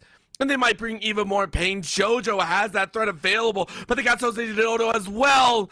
IE crumbling in the wake of Furia's wrath as Ackerman can only do so much. You're drawn back because of the impale. And the fight's not over. IE brings some fury of their own, but will it be enough? Miru calls down Mom, a second Mom if you will, and grabs one in response, even catching IU on the back pocket. We get some extra burst. In goes the tether. Miru chucked out yet again. Gigo sends him right back to the gray screen as that is Furia to now round out a 4.6k gold lead double to Gigo to ice that cake. Miru died twice in the same fight. That's just not what you want to see. Yo, Tatsu! Talk to them, Tatsu! Look at him. And you know this, Tatu had like surgery last week. I believe it was Tatu had like his appendix removed. And here he is up on stage getting rowdy. That is what we love to see from the LTA South. And it all starts, okay, they get the Otacon, everyone leaves. We're going to get this pick on a JoJo at least. We don't get the pinch. And this is where the bad starts. Then Miru goes down because he's caught 1v5, and the bad becomes worse. Summit is fighting Blue Buff over there. The worst becomes disaster, as now you're getting chased down, and it just keeps getting worse. IE went from, okay, we'll at least get a pick, to now we've given over an ace +1 because Miru died twice. And it just turns into a brutal disassembly. Is the only word I can use to describe that. So well played from Furia. They woke up after that Game 3 loss, and they are once again just dominating IE around these neutral objectives. And then this follow-up, right? Miru trying to dance on in, but look at that slow, look at that damage. Gigo playing this frontline brawler, this stalwart bodyguard, the bouncer of the club. That's how you want to do it. Look at this. Stand on up, shout your stuff. Oh my goodness. Oh my he even bumped the monitor. I love it. He's into it. He's into it. And I'm into it now. Oh my goodness. Gigo, that guy, hits like just a stack of bricks, which is really funny when you see he's building full tank out of. That's what happens when you have the all out and all those resistances suddenly become all that damage. And IE, they radically changed their draft strategy for Game 3, found a win condition, but were not able to, continue that trend. Nothing to play around right now. They need to hope Furia goes back to making those, those mistakes. But we called out when Furia was overstepping, when Furia was giving over a lot of kills and gold to IE in Game 3 and early in this game. We were like, that's uncharacteristic. That's not what Furia does. And Furia seemed to have remembered that as well and have maybe gotten back on track. Notable, Furia's coach, ThinkCard, is not in the building today. He had some family obligations to attend to. But I do imagine that after Game 3, he called them on the phone and gave them a nice talking to remind them how to play the game. Saying, look, listen, we can't let ourselves fall to IE right now as Baron just started up in the blink of an eye and it is gone. IU now at 269 stacks. The executions will be glorious in the wakes of Furia. They have nothing to worry about. Summit taking another tower, but that gold lead is slinking into the upper 5k, 6.6. in favor of Furia and SuperBren. I'm all of a sudden reminded once again of games 1 and 2. Structured solidification of the game, the closing of the doors as it happens once again. A TP cannot save you as that is 45 seconds in the death chamber. Yeah, knock knock, open up the door. It's Furia. As they're looking for more with the TP here into the mid lane. They catch Jose Diodo. Yeah, there's no way out here. You get a nice hammer off, but there's only so much justice you can bring. Solar Flare brought back as Miru tries to slow them down, but Jose Dioto is running for his life. A little bit of a pop-up, though, missed timing, but minus 8 Jose Dioto as they are out. But the fact that you're run out of your own jungle is still a problem to deal with. IE are going to watch as their top lane tower falls. Yeah, IE once again, just once they've fallen behind, we talked about Furia has been one of the weaker teams when it comes to playing from behind, but playing from a lead, they are just so good. They don't make those big mistakes, those characteristic throws of weaker teams. They continue to just press their advantages, and here we're going to see another fight come out under tower. Well, they're going to try at least, but Miru tried to go in with the Impale and Abscond, but it did not work. And now you have to let your base fall. You talked about the highest of highs and the lowest of lows for Furia. And right now, they are the kings of the seesaws. Furia only need one more good battle to take it away. And they're looking to clean it up. Game 3 was a slight hiccup. Yet here in Game 4, 19-9, 28 minutes on the clock. Ackerman slapped back to base. Baron empowered minions to call the end. Furia have the light in their eyes and they say GG. We get our revenge against Pain Gaming. We will give ourselves that chance in the grand finals of the LTA South. IE's run is gone. Ace for Furia as they take it in 4. They're so excited. Tattoo shirt. As Furia send the fans excited for a reason. They played fantastic today. They had one uncharacteristically unclean, mistake-ridden game, and they're gonna have to clean that up tomorrow because their best 3 games today, those aren't guaranteed wins against a team like Pain Gaming that they're gonna have to face off against tomorrow because Furia has proven that the top 2 teams of LTA South are a different beast compared to the other 6. But man, Pain Gaming still sits atop, ironically, the summit, waiting for Furia to challenge them, waiting for someone to remove them from their thrones. But man, what a good series today from Furia. You know, just overall, they had, again, all of Game 3, a little bit of Game 4, some mistakes, but the rest of it, games 1 and 2, were so clean. They put themselves in a position that they could afford to make a few mistakes because they won those first 2 games so cleanly. Tatsu showing off for the crowd as they should. Powerful stuff here in the series, and I can only imagine they'll bring even more till tomorrow. SuperBren, your curse and blessing ends here, unfortunately. IE are out, but dang, did they give us a show on the way here. I mean, I don't, again, going back to the beginning of Split 2, I don't think a lot of people had faith in them, but they showed up and they said, hey, we're a crew that can play. They just faltered here towards the upper echelons of the LTA South. Yeah, I don't think there's any...